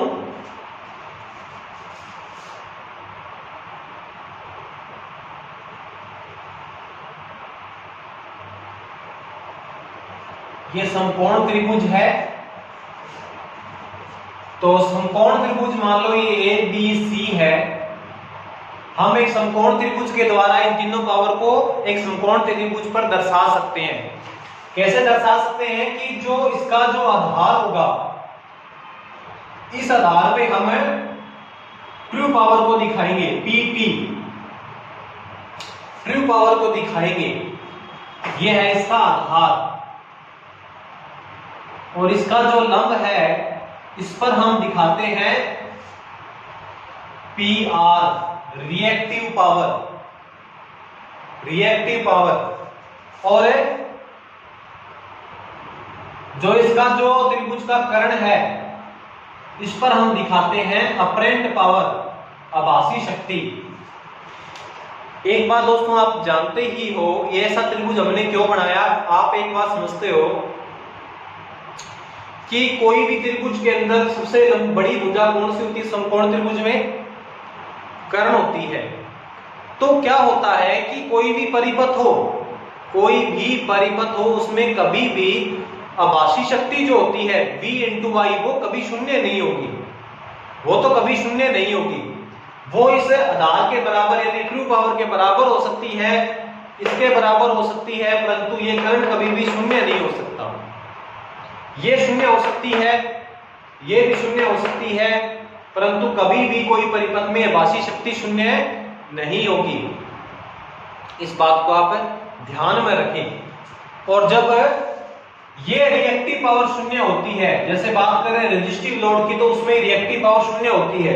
तो रिएक्टिव पावर शून्य होगी तो आप थोड़ा सा अनुमान लगाकर इस प्रकार समझें कि जब ये शून्य हो जाएगी, ये जो लंबाई है ये 0 हो जाएगी, तो करंट और आधार एक ही भुजा पे आ जाएंगे, अर्थात ट्रू पावर और अपरेंट पावर क्या हो जाएगी, जब रिएक्टिव पावर शून्य होगी तो बराबर होंगे। तो इस प्रकार से आप नोट करके याद कर लें कि आधार होता है वहां ट्रू पावर को दिखाया जाता है, लंब होता है वहां रिएक्टिव पावर, और करंट होता है वहां आभासी शक्ति यानी अपरेंट पावर। अब एक बात पढ़े हम, साइन थीटा की बात करें, यदि ये एंगल थीटा है या फाई है, मान लो साइन फाई या साइन थीटा की बात करें, तो हम जानते हैं साइन फाई होता है लंब बटे करंट, लंब बटे करंट, लंब बटे करंट। तो यहां लंब में हमने क्या दिखाया है, रिएक्टिव पावर, करंट में क्या दिखाया है, अपरेंट पावर, साइन फाई। यहां से यदि मैं रिएक्टिव पावर का फार्मूला निकालूं या सूत्र निकालूं, तो रिएक्टिव पावर बराबर है अपरेंट पावर इंटू में साइन फाई। अपरेंट पावर क्या थी, V इंटू आई, अपरेंट पावर क्या थी, V इंटू आई इंटू साइन फाई। तो आपने देखा रिएक्टिव पावर का जो फार्मूला मैंने लिखा था वो ऐसे बना है, जो मैंने रिएक्टिव पावर का फार्मूला साइन फाई निकाल के बताया वो ऐसे बना है। Number 1 point. Number 2, cos phi अगर मैं निकालूं, कोस फाई, कोस होता है आधार बटे करंट, कोस होता है आधार बटे करंट। आधार क्या है, ट्रू पावर, करंट क्या है, अपरेंट पावर। तो ट्रू पावर बराबर क्या आ जाएगा, अपरेंट पावर इंटू में कोस फाई। तो अपरेंट पावर क्या थी, V इंटू आई इंटू कोस फाई। तो जो ट्रू पावर का मैंने फार्मूला आपको बताया था वो ऐसे बना है, V इंटू आई इंटू कोस फाई। ठीक है दोस्तों, तो कोस फाई कैसे आया, ट्रू पावर बटे अपरेंट पावर, आधार बटे में करंट। तो इस प्रकार से ट्रू पावर का फार्मूला, रिएक्टिव पावर का फार्मूला ऐसे बने हैं, अपरेंट पावर का फार्मूला बताने की कोई आवश्यकता नहीं है, V इंटू आई सीधा। तो ये दोनों फार्मूले आपको याद करने हैं, प्लस में इस ट्रायंगल का आपको पता होना चाहिए कि जो शक्ति त्रिभुज जिसको जो बोलते हैं, एसी के अंदर शक्ति त्रिभुज जो होता है उसमें ये होता है। अब एक बात नोट करने वाली दोस्तों, अगर मैं डीसी की लोड की बात करूं, डीसी में आप जानते हो केवल रेजिस्टिव लोड होता है, तो डीसी का लोड अर्थात रेजिस्टिव लोड की बात करें तो उसमें ट्रू पावर और अपरेंट पावर बराबर होती है, और रिएक्टिव पावर कितनी होती है, 0 होती है। तो आपसे कभी पूछ लिया जाए कि डीसी के लोड के लिए रिएक्टिव पावर कितनी होगी, तो क्या उत्तर बताओगे, 0 बताओगे। ठीक है दोस्तों, तो इस प्रकार से ये ट्रायंगल आप बनाकर इसमें हम ट्रू पावर का और रिएक्टिव पावर का फार्मूला याद कर लेंगे, और फाई जो है वो वोल्टेज और करंट के बीच में एंगल बना हुआ है, उस एंगल का मान है। रेजिस्टिव लोड में तो कोई एंगल नहीं है, परंतु इंडक्टर या कैपेसिटर लगा दें तो फिर वो कुछ एंगल आ जाएगा, उस एंगल का मान हमें अगर कोई क्वेश्चन आया उसमें बताया जाएगा, उस बताया गए मान का मान फिर हमें साइन और कोस के मान पता होने चाहिए। साइन थीटा वाली सारणी और कोस थीटा वाली सारणी, जो ये जो सारणी है उसको हम याद करेंगे। तो ये ट्रायंगल आप याद कर लेना। इसके बाद दोस्तों हम जो पढ़ते हैं वो पढ़ेंगे अब हम पावर फैक्टर के बारे में। तो पावर फैक्टर की बात करें, पावर फैक्टर, तो दोस्तों आप नाम से समझ रहे हो, हिंदी में इसको बोल सकते हैं हम शक्ति गुणांक। तो नाम से आप स्पष्ट समझ रहे हो पावर फैक्टर, पावर का मतलब शक्ति, फैक्टर का मतलब गुणांक, इसका मतलब कोई दो शक्तियों का ये गुणांक है, यानी कि कोई दो शक्तियां हैं उनका ये अनुपात है, इसलिए इसको बोल रहे हैं पावर फैक्टर, पावर का फैक्टर।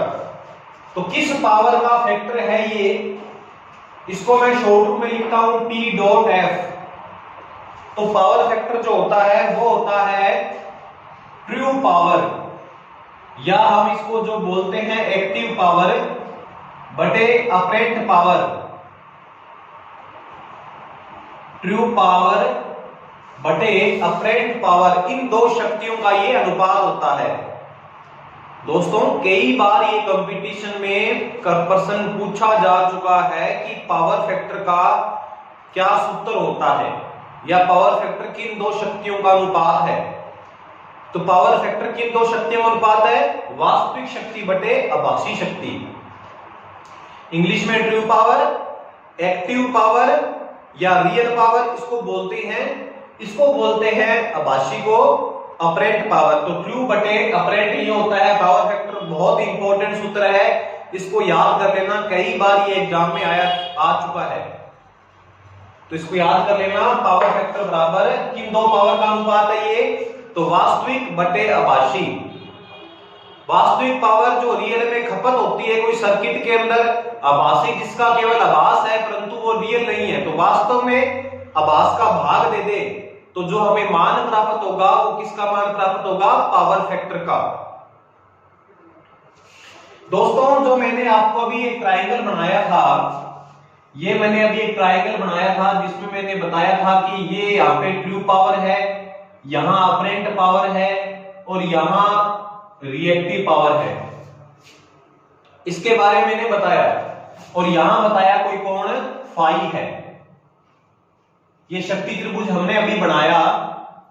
तो दोस्तों यदि ये फाई है, अगर इस फाई का मान बिल्कुल 0 है तो अपरेंट पावर और ट्रू पावर बिल्कुल बराबर आ जाएगी, परंतु इस फाई का मान क्या होता है इस सर्किट में, 0 हो हमेशा ही अनिवार्य नहीं है। डीसी में तो 0 ही होगा, परंतु एसी में ये 0 हो इसके लिए अनिवार्यता नहीं है, क्योंकि इंडक्टर या कैपेसिटर सर्किट में लगे होते हैं, इसलिए यहां इसका मान कुछ ना कुछ आता है।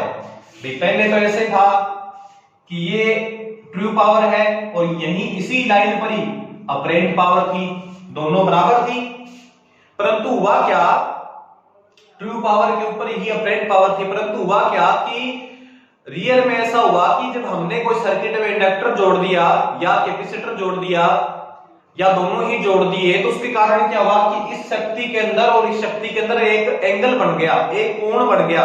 वो कोण इसलिए बढ़ता है क्योंकि इंडक्टर में वोल्टेज और धारा के मध्य कुछ कोण होता है, इसी प्रकार से कैपेसिटर में भी कुछ कोण होता है।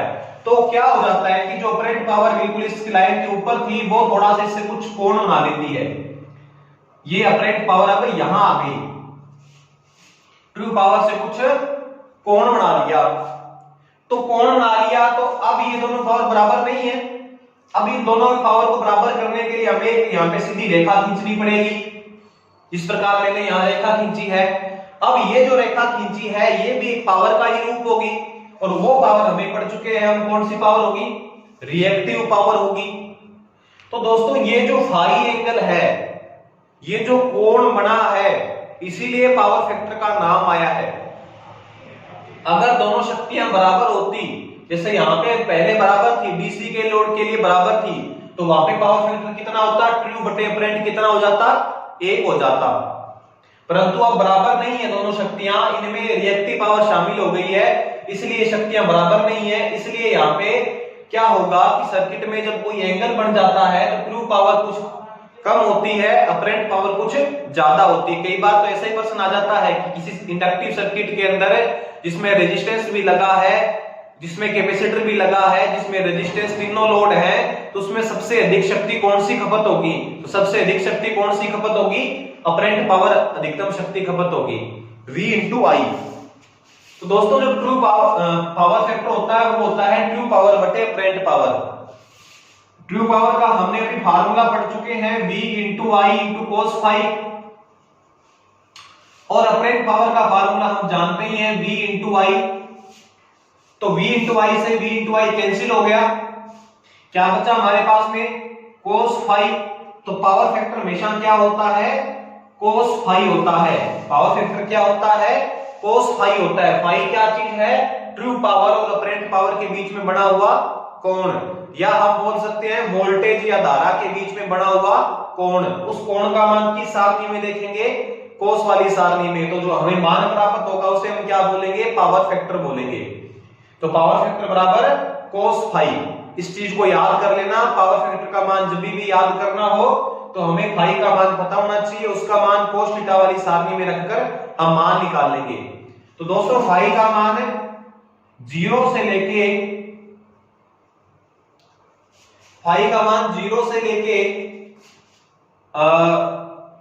90 डिग्री तक अगर अपने याद कर लें तो भी अपने लिए बहुत होगा, क्योंकि वोल्टेज और धारा के बीच में 90 डिग्री का एंगल काफी बड़ा एंगल हो जाता है। इसलिए 0 से लेके 90 डिग्री तक के सारे मान cos थीटा के याद होने चाहिए। आपको पता होना चाहिए कि cos अगर 0 डिग्री बता दिया तो 0 डिग्री का मान 1 होता है। cos यदि 30 डिग्री का मान बता दिया तो √3/2 होता है। ये 0.866 0.866। अगर cos 45 डिग्री बता दिया तो हमें पता होना चाहिए इसका मान 1/√2 होता है, यानी 0.707। अगर cos 60 डिग्री बता दिया जाए तो इसका मान 1/2 यानी 0.5 होता है, और cos 90 डिग्री बता दिया जाए तो इसका मान क्या होता है, 0 होता है। तो cos के ये कम से कम 5 मान तो आपको याद हमेशा ही होने चाहिए, तभी पावर फैक्टर आप कैलकुलेट कर सकते हो कि वोल्टेज और करंट के बीच में इतने डिग्री का कोण है तो पावर फैक्टर बताइए। तो पावर फैक्टर का मान आप cos थीटा वाली सारणी में देखकर आप निकाल सकते हो। तो कभी भी पावर फैक्टर ज्ञात करना हो तो आपको वोल्टेज और करंट के बीच में जो एंगल बताया है या दोनों शक्तियों के बीच में जो एंगल बताया है उस एंगल का मान cos वाली सारणी में देखना है। इस बात का विशेष ध्यान रखें, कहीं sin थीटा वाली सारणी मत देखने लग जाना, वो फिर क्या निकलने लग जाएगी, रिएक्टिव पावर निकलेगी। क्योंकि रिएक्टिव पावर का फार्मूला हमने देखा V × I × sin φ। तो पावर फैक्टर बराबर क्या होता है, cos φ। इस बात को आप नोट कर लेना। दोस्तों एक फार्मूला तो ये बनाया मैंने जो बहुत इंपॉर्टेंट है ये, और एक फार्मूला ये भी काफी इंपॉर्टेंट है, पावर फैक्टर बराबर cos φ। एक बात अपने और पढ़े, जब अपने RL परिपथ किया था सीरीज में या समांतर में, RC परिपथ किया था सीरीज समांतर, और RLC परिपथ भी किया था सीरीज समांतर, तो उसमें देखा था जिस प्रकार मैंने यहाँ आधार बटेकरण किया है मैंने और cos थीटा निकाला था, उसी प्रकार वहां भी एक ट्रायंगल बनता है, वहां भी एक ट्रायंगल बनता है, त्रिभुज बनता है, जिसमें क्या होता है, यहाँ Z इंपीडेंस होता है। आप वो वीडियो देख सकते हो जिसमें मैंने RL, RC और RLC का सीरीज समांतर करवाया था। यहाँ R होता है, यहाँ X होता है। तो यहाँ अगर आधार बटेकरण देखें, ये थीटा इसमें फाई कोण बन गया। यहाँ जब अपने सर्किट में क्या है, केवल R ही है, तो Z R के ऊपर आ गया, तब तो कोई कोण नहीं है। जब सर्किट में एक शामिल हो गया, अर्थात इंडक्टिव रिएक्टेंस या कैपेसिटिव रिएक्टेंस शामिल हो गया, तो Z से R कुछ कोण बना लेगा। पहले Z और R तो बराबर थे, परंतु सर्किट में ये रिएक्टेंस आ गया, उसके कारण अब Z थोड़ा सा ज्यादा हो गया। तो आधार बटेकरण क्या हुआ, R/Z। तो यहाँ पे अपने पावर फैक्टर ये भी बना सकते हैं, पावर फैक्टर क्या होता है, cos φ, और cos होता है आधार बटेकरण। तो आधार क्या है, R, और करण क्या है, Z। ये है ओनली फॉर सीरीज सर्किट के लिए, ये है सीरीज के लिए। समांतर की बात करेंगे तो आएगा Z/R, ये समांतर है। ये पैरेलल सर्किट के लिए है, आधार बटे करंट से ही निकलता है Z/R। तो आपसे स्पेशली पूछा जाए कि समांतर क्रम में पावर फैक्टर का सूत्र क्या होगा, तो क्या बताओगे, इंपीडेंस बटा में रेजिस्टेंस। दोनों का मात्रक ओम होता है, इसलिए पावर फैक्टर का कोई मात्रक नहीं है। यहाँ शक्ति का अनुपात है और यहाँ प्रतिरोध का अनुपात है, इसलिए इसका कोई मात्रक नहीं है। तो पावर फैक्टर के बारे में 1, 2, 3 और 4 सूत्र आप नोट कर ले। पावर फैक्टर क्या होता है, ट्रू पावर में अपरेंट पावर का भाग देना, ये आता है पावर फैक्टर। जब सर्किट में रेजिस्टिव लोड है तब तो दोनों बराबर होंगे, परंतु जब इंडक्टिव या कैपेसिटिव लोड आ गया तो ट्रू पावर थोड़ी सी घट जाती है और अपरेंट पावर थोड़ी सी ज्यादा होती है, इसलिए दोनों का जो अनुपात आएगा वो पावर फैक्टर आएगा। इसके बाद दोस्तों बात करें पावर फैक्टर की, तो पावर फैक्टर होते हैं 3 प्रकार के। पावर फैक्टर होते हैं दोस्तों 3 प्रकार के, 3 टाइप्स होते हैं पावर फैक्टर के। नंबर 1 यूनिटी, नंबर 2 लैगिंग, और नंबर 3 लीडिंग। 3 प्रकार के पावर फैक्टर होते हैं, यूनिटी, लेगिंग और लीडिंग। यूनिटी का मतलब है कि पावर फैक्टर का मान 1 है। आप देखते हो cos थीटा वाली सारणी में आप देखोगे तो पता चलेगा cos 0 डिग्री का मान 1 और cos 90 डिग्री का मान 0। तो जो पावर फैक्टर का मान है वो 0 से लेके 1 के बीच बीच में होगा हमेशा ही। पावर फैक्टर का मान कभी भी 2 नहीं होगा, 1.4 नहीं होगा, 1.1 नहीं होगा। पावर फैक्टर का मान हमेशा ही कहां से कहां तक होता है, 0 से लेके 1 तक के होता है। 0 से 1 के बीच बीच में होता है हमेशा पावर फैक्टर। तो यूनिटी का मतलब क्या है, पावर फैक्टर का मान कितना है, 1 है। यूनिटी का मतलब पावर फैक्टर कितना है, पावर फैक्टर बराबर 1। कौन से लोड के लिए पावर फैक्टर 1 होता है, आपको पता होना चाहिए। रेजिस्टिव लोड के लिए या फिर रेजोनेंस सर्किट, उसके लिए भी पावर फैक्टर यूनिटी होता है। तो हमें पता होना चाहिए पावर फैक्टर यूनिटी किस किस सर्किट का होता है। तो किस किस सर्किट का पावर फैक्टर यूनिटी होता है, एक तो होता है रेजिस्टिव लोड का, एक होता है रेजोनेंस सर्किट जो मैंने समझाया था रेजोनेंस सर्किट के बारे में। दोनों का पावर फैक्टर कितना होता है, 1। कई बार आता है प्रश्न कि रेजोनेंस सर्किट का पावर फैक्टर कितना होता है, चाहे सीरीज में हो चाहे समांतर में रेजोनेंस हो, पावर फैक्टर कितना होता है, यूनिटी। लैगिंग का मतलब है दोस्तों, लैगिंग का मतलब है कि हमें पता है वोल्टेज और धारा के मध्य कुछ कोण बढ़ेगा तो ही पावर फैक्टर सर्किट में आएगा, वरना पावर फैक्टर तो 1 होता ही होता है। जब वोल्टेज और करंट के बीच में कोण बढ़ता है इसका मतलब या तो वोल्टेज आगे होगी या करंट आगे होगी। तो लैगिंग का मतलब है कि वोल्टेज इसमें क्या है, आगे है और करंट पीछे है। तो लैगिंग का मतलब होता है पिछड़ना। तो हम करंट से लेंगे, इसमें क्या होगा कि करंट हमेशा क्या होगी, आई जो होगी वो V से हमेशा क्या होगी, पीछे, तभी हमने बोला है लैगिंग। और किस सर्किट का लैगिंग पावर फैक्टर होता है, इंडक्टिव लोड का। इंडक्टिव लोड में ऐसा ही होता है कि करंट वोल्टेज से पीछे होती है। तो पूछा जाए आपसे कभी इंडक्टिव सर्किट का पावर फैक्टर कितना होता है, तो लैगिंग। और मैंने आपको बताया था pure inductive circuit, pure inductive circuit, pure inductive circuit का अगर मैंने आपको बताया, याद हो तो आपको, कि प्योर इंडक्टिव सर्किट का पावर फैक्टर कितना होता है, तो 0 लैगिंग। क्योंकि वोल्टेज और करंट के बीच में कोण बढ़ता है 90 डिग्री, इसलिए हम क्या बोलेंगे, 0 लैगिंग। उसके बाद लीडिंग की बात करें तो इसका मतलब करंट वोल्टेज से क्या है, आगे है।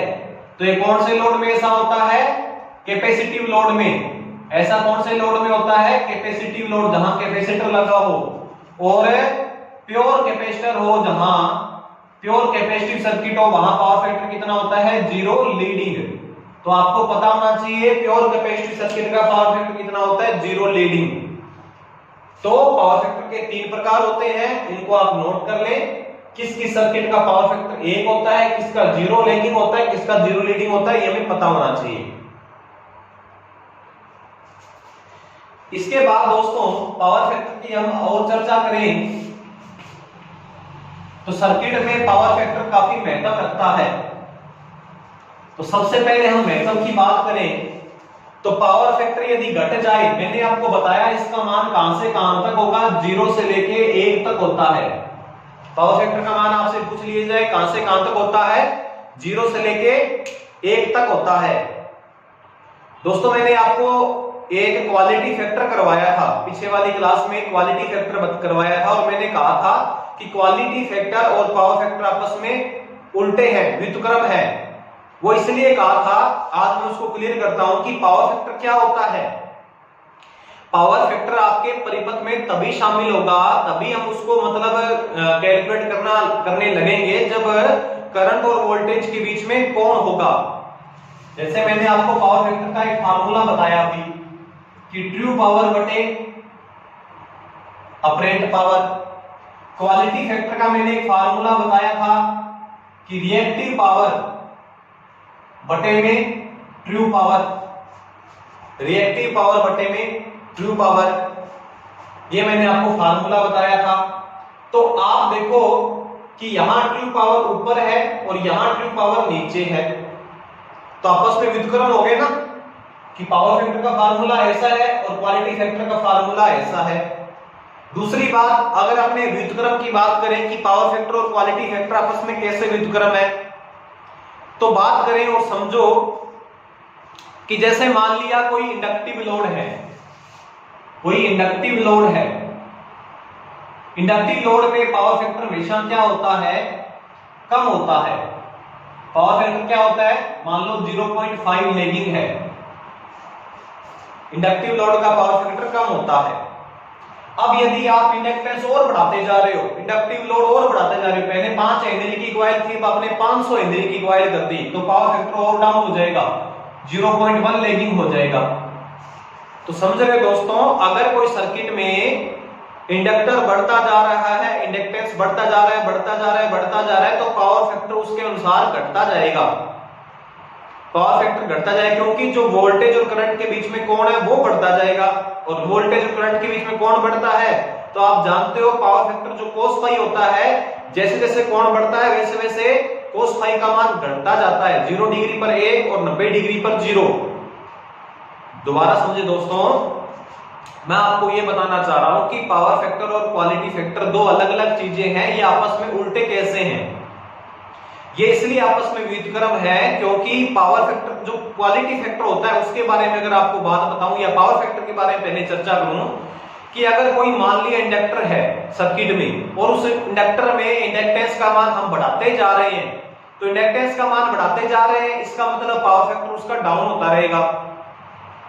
और पावर फैक्टर डाउन हो रहा है और इंडक्टेंस हम बढ़ा रहे हैं, तो हम क्वालिटी फैक्टर में क्या पढ़ते हैं कि एक अच्छी क्वालिटी का इंडक्टर वो कहलाएगा जिसमें इंडक्टेंस ज्यादा होगा, यानी इंडक्टेंस बढ़ेगा तो क्वालिटी तो बढ़ेगी, उसकी क्वालिटी फैक्टर तो बढ़ेगा, परंतु पावर फैक्टर क्या होगा, घटेगा, क्योंकि बीच में क्या काम में आया, रिएक्टिव पावर काम में आया। इसलिए मैंने बोला ना, रिएक्टिव पावर में ट्रू पावर का भाग देना, ये क्वालिटी फैक्टर है। जैसे जैसे हम इंडक्टेंस बढ़ाते जाएंगे वैसे वैसे ही क्या होगा, परिपथ में रिएक्टिव पावर बढ़ती रहेगी, बढ़ती रहेगी, बढ़ती रहेगी, और ट्रू पावर घटती रहेगी, घटती रहेगी, घटती रहेगी। दोस्तों, यदि किसी सर्किट में इंडक्टर या कैपेसिटर का मान हम बढ़ाते जा रहे हैं तो रिएक्टिव पावर तो बढ़ेगी। आप जानते हो कि रिएक्टिव पावर बढ़ने से पावर फैक्टर तो घटता है, परंतु यहां देखो रिएक्टिव पावर ऊपर है तो क्वालिटी फैक्टर बढ़ेगा। तो पूछ लिया जाए कि पावर फैक्टर का व्युत्क्रम या क्वालिटी फैक्टर का व्युत्क्रम क्या होता है, तो आपस में एक दूसरे के ये उल्टे होते हैं।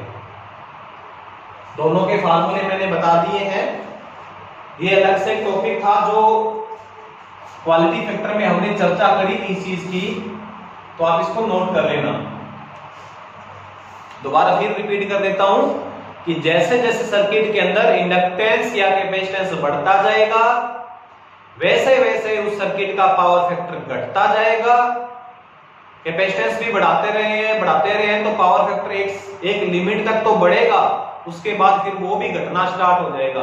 तो अपने सर्किट में यदि कैपेसिटेंस या इंडक्टेंस बढ़ाते रहेंगे तो पावर फैक्टर बाद में घटना ही स्टार्ट होगा, घटता रहेगा, परंतु क्योंकि इंडक्टेंस या कैपेसिटेंस बढ़ रहा है इसलिए सर्किट की क्वालिटी बढ़ रही है, तो क्वालिटी फैक्टर बढ़ता रहेगा।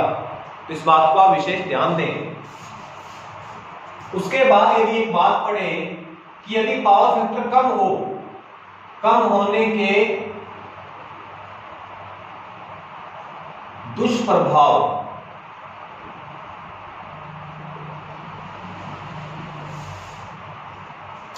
कि कोई सर्किट में यदि पावर फैक्टर कम है, कम का मतलब 0 के आसपास, 0.5 है, 0.4 है, 0.3 है, मतलब 1 के आसपास नहीं, 0 के आसपास है, यानी पावर फैक्टर डाउन है, कम है। तो पावर फैक्टर यदि कोई सर्किट का कम है तो उससे क्या सर्किट पर प्रभाव पड़ते हैं।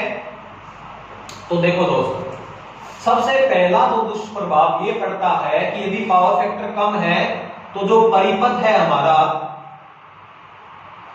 परिपथ की जो करंट है आई वो बढ़ जाएगी। परिपथ में क्या बढ़ जाएगी, धारा बढ़ जाएगी। जैसे जैसे पावर फैक्टर घटता रहेगा वैसे वैसे रिएक्टिव पावर बढ़ती रहेगी। रिएक्टिव पावर की हम चर्चा कर चुके हैं कि रिएक्टिव पावर जब बढ़ती है तो धारा भी बढ़ती है उसी अनुपात में। तो पावर फैक्टर यदि कम होगा तो परिपथ की करंट बढ़ जाएगी और हमारा परिपथ खराब हो सकता है अधिक करंट से। दूसरी बात, क्योंकि धारा बढ़ रही है इसलिए परिपथ की इसलिए परिपथ की पावर खपत यानी कि I²R, पावर कौन खपत करता है? प्रतिरोध। तो परिपथ की I²R भी बढ़ जाएगी, परिपथ की पावर खपत बढ़ जाएगी। तीसरी बात, परिपथ की हीट, उष्मा भी बढ़ जाएगी। हो सकता है वो परिपथ जल भी जाए, तो पावर फैक्टर कम होने के बहुत दुष्प्रभाव हैं। चौथी बात, क्योंकि परिपथ की धारा बढ़ रही है, तो पीछे से जहां से वो धारा खींच रहा है, वो जो सोर्स है हमारा, जहां से वो धारा परिपथ खींच रहा है, अर्थात तो कोई वोल्टेज सोर्स है, उस वोल्टेज सोर्स का मान घट जाएगा, तो परिपथ की वोल्टेज घट जाएगी, परिपथ की स्रोत ईएमएफ कम हो जाएगा। अब दोस्तों आप इसको ऐसे मत समझ लेना, कहीं ओम का नियम यहाँ पे आप लागू करने लग जाओ कि धारा बढ़ रही है तो वोल्टेज भी बढ़नी चाहिए। ओम जो नामक वैज्ञानिक था, उसने कभी नहीं कहा था कि धारा बढ़ेगी तो वोल्टेज भी बढ़ेगी। उसने ये कहा था कि वोल्टेज बढ़ेगी तो धारा बढ़ेगी, यानी वोल्टेज बढ़ाएंगे तो धारा बढ़ेगी, परंतु ये कभी नहीं कहा कि धारा बढ़ेगी तो वोल्टेज भी बढ़ जाएगी। धारा बढ़ने का मतलब ये हुआ कि उस परिपथ में टॉर्क अब ज्यादा चाहिए, उतने अधिक टॉर्क को खींचने के लिए वो क्या काम करता है, जो लोड होता है उस स्रोत से अधिक बल खींचता है, तो अधिक बल खींचेगा तो ईएमएफ घट जाएगा, तो ईएमएफ कम हो जाता है। पांचवा दुष्प्रभाव ये पड़ता है कि ये जो ईएमएफ कहां से आ रहा है, अगर हमारे घरों की बात करें, घर के अंदर वोल्टेज हम कहां से प्राप्त करते हैं? कोई सॉकेट में कोई लगा दी, कोई लोड लगा दिया, सॉकेट कहां से वोल्टेज ले रहा है? कोई हमारे घर में मेन एमसीबी होगी, एमसीबी कहां से सप्लाई दे रही है? तो हम देखेंगे कि कोई गली के बाहर कोई ना कोई ऐसा एक डिस्ट्रीब्यूशन ट्रांसफार्मर है जहां से सप्लाई आ रही है। तो अब करंट का मान बढ़ रहा है क्योंकि पावर फैक्टर घट रहा है, तो पावर फैक्टर कम होने से करंट बढ़ रही है, तो करंट बढ़ने से क्या होगा कि वोल्टेज घट जाएगी ना।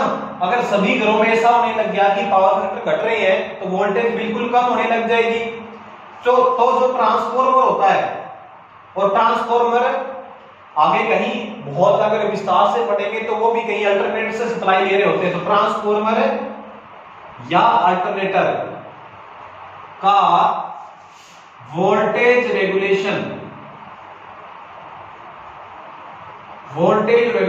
बढ़ जाएगा। अगर वोल्टेज रेगुलेशन की बात करें तो इसकी अपने एक दिन विस्तार से चर्चा करेंगे जब हम ट्रांसफार्मर या अल्टरनेटर वाला लेसन पढ़ेंगे। लेकिन थोड़ा सा बता देता हूं कि जो वोल्टेज रेगुलेशन होता है, जिसको मैं एक बार VR से दिखा रहा हूं, वोल्टेज रेगुलेशन वो होता है नो लोड फुल लोड बटे फुल लोड। अगर परसेंटेज में ज्ञात करें तो गुणा में 100, मतलब है V का मतलब वोल्टेज, NL का मतलब नो लोड, V का मतलब फिर वोल्टेज, FL का मतलब फुल लोड। जब आप एक सर्किट में फुल लोड का मान बढ़ाते जा रहे हो, अर्थात इंडक्टिव लोड लगाते जा रहे हो, जिससे पावर फैक्टर डाउन हो गया, करंट बढ़ गई, तो फुल लोड पे वोल्टेज घट जाएगी।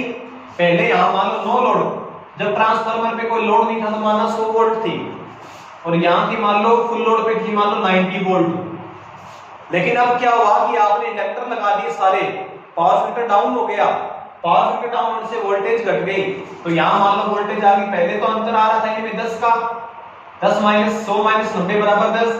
अब क्या हुआ, यहां वोल्टेज आ गई मान लो 50, तो अब कितना का अंतर आया 50 का, तो वोल्टेज रेगुलेशन बढ़ गया ना। तो ट्रांसफार्मर या अल्टरनेटर का क्या हो जाएगा, वोल्टेज रेगुलेशन बढ़ जाता है। तो इस प्रकार से पावर फैक्टर डाउन होने के, कम होने के बहुत दुष्प्रभाव हैं, इस बात को आप याद रखें।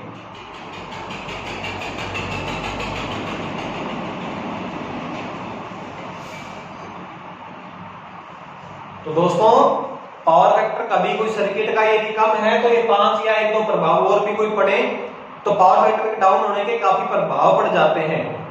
तो पावर फैक्टर कोई भी सर्किट का हमेशा ज्यादा से ज्यादा हो तो ये अच्छा होता है, सर्किट खराब नहीं होता। और मैंने आपको बताया कि पावर फैक्टर को बढ़ाना है अर्थात रिएक्टिव पावर को घटाना है, पावर फैक्टर को बढ़ाना है अर्थात रिएक्टिव पावर को घटाना है। तो रिएक्टिव पावर को घटाने के लिए मैंने आपको तरीका बता दिया था। कि रिएक्टिव पावर को घटाना है तो आपको क्या काम करना पड़ेगा, या तो सिंक्रोनस मोटर या सिंक्रोनस कंडेंसर जो बोलते हैं वो सर्किट में यूज में लेंगे, या हम कैपेसिटर बैंक अपने यूज में लेंगे। किस प्रकार कैपेसिटर बैंक सर्किट में पावर फैक्टर बढ़ा देते हैं वो मैंने आपको बता दिया। या एक होता है फेज एडवांसर। फेज एडवांसर क्या होता है, वो नेक्स्ट लेसन जो हमारा आएगा उसमें हम पढ़ेंगे पॉलीफेज सिस्टम के अंदर फेज एडवांसर द्वारा भी पावर फैक्टर को कैसे इंप्रूव किया जाता है। तो सिंक्रोनस कंडेंसर या कैपेसिटर बैंक या फेज एडवांसर द्वारा पावर फैक्टर को बढ़ाया जाता है। तो ना तो हमारे घरों में सिंक्रोनस कंडेंसर है, ना हम पावर फैक्टर बढ़ाने के लिए कोई कैपेसिटर बैंक लगा रहे हैं, ना हम कोई फेज एडवांसर का यूज कर रहे हैं। तो ये जो सारा काम होता है ये कोई ना कोई सब स्टेशन पर चल रहा होता है कि जब पावर फैक्टर ज्यादा डाउन हो तो कैपेसिटर बैंक को ऑन कर दिया जाता है ताकि पावर फैक्टर डाउन ना हो, और पावर फैक्टर डाउन ज्यादा होगा तो ये प्रभाव पड़ जाएंगे। तो क्या होता है, ज्यादा हीट से लाइनें टूटकर नीचे गिर जाती हैं। इसलिए इस चीजों को बचाने के लिए और रिएक्टिव पावर को खत्म करने के लिए हमें पावर फैक्टर को बढ़ाना पड़ता है। एक बात और है दोस्तों कि जो हमारा घर के बाहर जो एनर्जी मीटर लगा होता है, एनर्जी मीटर लगा होता है वो बताता तो हमें तीनों पावर ही है। आजकल के जो एनर्जी डिजिटल मीटर है वो तीनों पावर ही बताते हैं, अपरेंट पावर और ट्रू पावर और रिएक्टिव पावर। लेकिन कैलकुलेशन में हमेशा ट्रू पावर का ही यूज होता है। और पहले जो इंडक्टिव वाले जो इंडक्टर वाले जो मीटर आते हैं जिसमें चक्री घूमती थी, उसके अंदर क्या था कि जो मीटर बताते थे वो कौन सा मान बताते थे पावर का, पावर खपत कौन सी बताते थे, वो ट्रू पावर बताते थे। तो आपसे कभी कोई क्वेश्चन आ जाए कि एनर्जी मीटर कौन सी पावर को नापता है तो क्या बताओगे, ट्रू पावर। तो इसके बाद ये पावर फैक्टर कम होने के कौन से दुष्प्रभाव ये पढ़ चुके हैं हम। पावर फैक्टर का मान कहां से कहां तक होता है ये पढ़ चुके हैं हम, और पावर फैक्टर किस किस का उल्टा होता है ये भी पढ़ चुके हैं हम। पावर फैक्टर किस किस का व्युत्क्रम है, रेसिप्रोकल किस किस का है। तो व्युत्क्रम एक तो है क्वालिटी फैक्टर का, एक है रिएक्टिव पावर का। रिएक्टिव पावर का उल्टा है, यानी रिएक्टिव पावर ज्यादा है तो पावर फैक्टर कम होगा। एक धारा का उल्टा है, धारा ज्यादा है तो इसका मतलब पावर फैक्टर डाउन है। तो तीन चीजों का ये उल्टा होता है। इस बात को थोड़ा सा आप दिमाग में रखें। तीनों चीजों का व्युत्क्रम कैसे होता है वो मैंने बहुत अच्छे ढंग से समझाया आपको। क्वालिटी फैक्टर का कैसे उल्टा होता है, क्योंकि सर्किट में क्वालिटी बढ़ेगी तो पावर फैक्टर अपने आप डाउन होता रहेगा। रिएक्टिव पावर बढ़ेगी तो मतलब क्वालिटी बढ़ रही है, रिएक्टिव पावर बढ़ रही है इसका मतलब करंट बढ़ रही है। इसके बाद दोस्तों लगभग पावर फैक्टर का हमारा जो टॉपिक है कंप्लीट हो गया है। इससे अगर कोई सवाल आए आपके तो हम क्या काम करेंगे, एक ऐसा लेक्चर बनाऊंगा मैं जिसके अंदर क्या होगा, केवल हम न्यूमेरिकली क्वेश्चन करेंगे। क्योंकि ये जो लेसन है दोस्तों, इस लेसन से क्या है, न्यूमेरिकल क्वेश्चन बहुत आने के चांस होते हैं। क्योंकि सारा का सारा फार्मूलों से भरा पड़ा है, तो सारे के सारे इसमें जो अपने क्वेश्चन आ सकते हैं वो न्यूमेरिकल बहुत ज्यादा आ सकते हैं। और ये लेसन काफी इंपॉर्टेंट है, इससे अपने कंपटीशन में काफी सारे क्वेश्चन आने के चांस रहते हैं।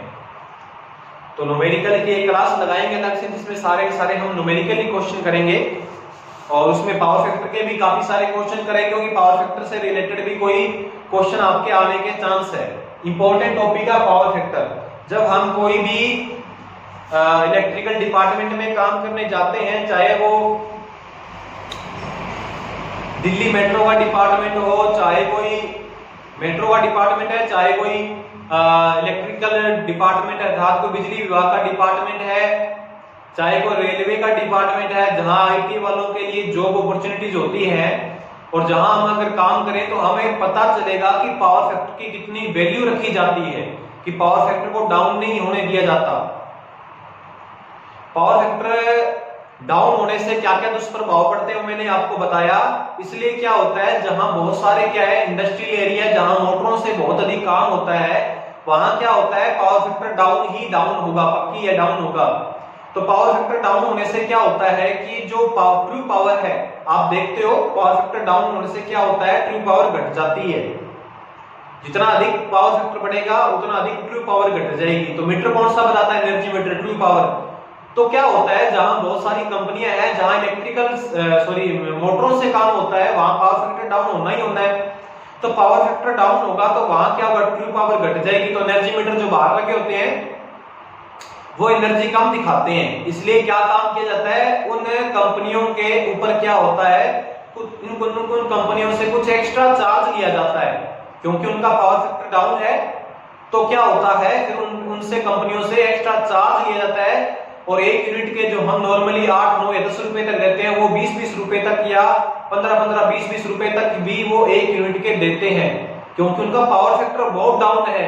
उससे काफी सारे दुष्प्रभाव पड़ रहे हैं। और एक सबसे बड़ा बिजली विभाग पे दुष्प्रभाव ये पड़ रहा है कि जो बाहर जो एनर्जी मीटर रीडिंग दिखा रहा है, ट्रू पावर जो दिखा रहा है, वो वास्तव में ट्रू पावर इतनी नहीं है, क्योंकि पावर फैक्टर डाउन है तो ट्रू पावर घट रही है, क्योंकि रिएक्टिव पावर सर्किट में आ रही है। रिएक्टिव पावर के कोई पैसे नहीं देता है, रिएक्टिव पावर के कोई रुपए नहीं देता है, इसलिए उन कंपनियों से फिर एक्स्ट्रा चार्ज लिया जाता है, एक्स्ट्रा रुपए लिए जाते हैं।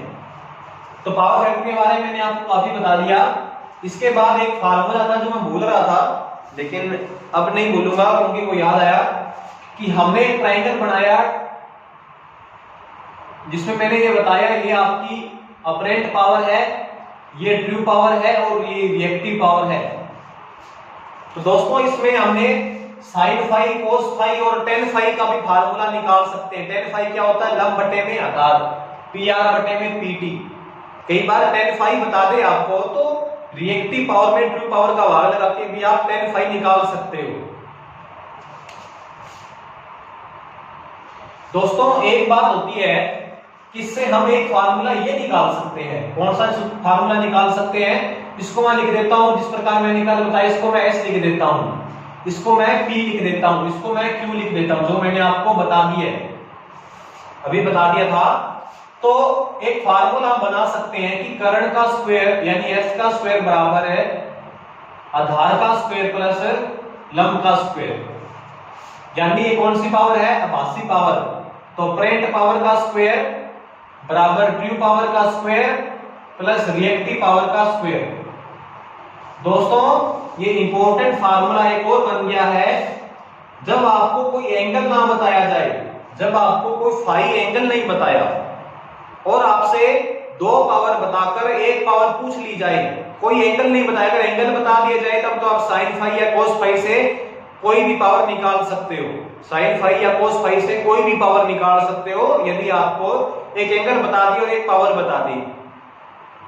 लेकिन आपको दो पावर बता दी और तीसरी पावर पूछ ली जाए तो आप फिर ये फार्मूला लगाना, हमें यहाँ पे आभासी पावर का स्क्वायर करना है, यहाँ ट्रू पावर का स्क्वायर करना है और रिएक्टिव पावर का स्क्वायर करना है। अब आप वो सूत्र के हिसाब से एडजस्ट कर लेना कि अगर ट्रू पावर पूछे तो इधर आके वो घटाव हो जाएगा, अगर रिएक्टिव पावर पूछे तो ट्रू पावर घट जाएगी अपरेंट में से, फिर एक वर्गमूल भी लग जाएगा, स्क्वायर हटाएंगे तो वर्गमूल भी लग जाएगा।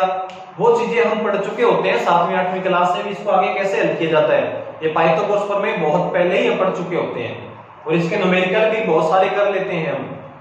तो इस प्रकार से आप ये सूत्र भी याद कर लेना, इस सूत्र से काफी इंपॉर्टेंट सूत्र है ये आभासी पावर का स्क्वायर किस प्रकार से होता है वो आप याद कर लें। और यहां आकर हमारा ये लेसन ऐसी थ्योरी का खत्म हो जाता है, जिसके मैंने शायद कोई 10 क्लास लगा दी है और उम्मीद करी है कि 10 क्लास में आपका कोई भी ऐसा कोई कॉन्सेप्ट ना बचे जो आपको सही ढंग से समझ में ना आए और आपको कोई बुक देखनी पड़े या कोई और लेक्चर देखना पड़े, कहीं और कोई क्लास देखनी पड़े। तो इसमें मैंने लगभग जितना डीप से डीप हो सकता था डिप्लोमा लेवल तक भी मैंने अच्छे ढंग से बताया आपको, और उम्मीद करता हूँ 10 की 10 क्लास आप ढंग से देखकर बढ़िया ढंग से याद करोगे, उनके नोट्स बनाओगे। ऐसा नहीं है कि मैंने यहाँ बताया तो आपने वीडियो देख ली तो काम खत्म हो गया। अगर आपको तैयारी करनी है और कहीं सिलेक्शन करवाना है तो विद्युत विभाग में भर्तियां आती रहती है। अभी फिलहाल की बात करें तो एक तो रेलवे विभाग है DFCCIL का और एक पंजाब स्टेट है जो वहां उनका बिजली विभाग है, उनमें दोनों में भर्ती आ रखी है। DFCCL विभाग भी काफी अच्छा विभाग है, वहां रेलवे का वो विभाग है, उसमें काफी अच्छी सैलरी भी होती है। अगर मैं DFCCL की बात करूं, वहां ये रेलवे का विभाग है, इसमें अभी वैकेंसी आई हुई ITA के लिए काफी अच्छी वैकेंसी है। इसमें 60 क्वेश्चन तो आएंगे रीजनिंग के, reasoning plus GK plus math सारे इसमें शामिल हैं, और 60 क्वेश्चन जो है वो हमारे इलेक्ट्रिकल के आएंगे। इसी प्रकार से पंजाब की एक भर्ती आई हुई है, पंजाब ट्रांसमिशन पावर कॉर्पोरेशन, ऐसा कुछ इसका पूरा नाम है। उसके अंदर भी एग्जाम होगा, और शायद मैंने इसका अभी मेरे को सही ढंग से याद नहीं आ रहा, तो 80 एक क्वेश्चन तो इसमें इलेक्ट्रिकल के हैं, और 20 एक क्वेश्चन है वो जीके और मैथ प्लस रीजनिंग के हैं। तो इसमें तो पंजाबी आपके पास 10th में होनी जरूरी है, और इसके अंदर एक जरूरी चीज बहुत ज्यादा है कि 10th में आपके 60% होनी चाहिए। रेलवे का बहुत अच्छा डिपार्टमेंट है, और इसमें सैलरी भी काफी लगभग अपने ज्वाइनिंग के टाइम पर ही 40 एक हजार रुपए सैलरी होती है, और यहाँ भी पंजाब विभाग भी काफी सैलरी देता है। और अगर आपके पास 10th में 60% है तो इसके फॉर्म स्टार्ट है, शायद जुलाई तक भरे जाएंगे। पहले कोई 24 मई इसकी लास्ट डेट थी, परंतु बढ़ा दी है, और इसकी भी फॉर्म भी स्टार्ट हुए हैं। दोनों के फॉर्म भरवाकर तैयारी करें। नेक्स्ट क्लास हम पढ़ेंगे, उसमें पढ़ेंगे हम पॉलीफेज सिस्टम क्या होता है, पूरे विस्तार से पढ़ेंगे। तो आज की क्लास ही खत्म करते हैं और लेसन को भी खत्म करते हैं। धन्यवाद।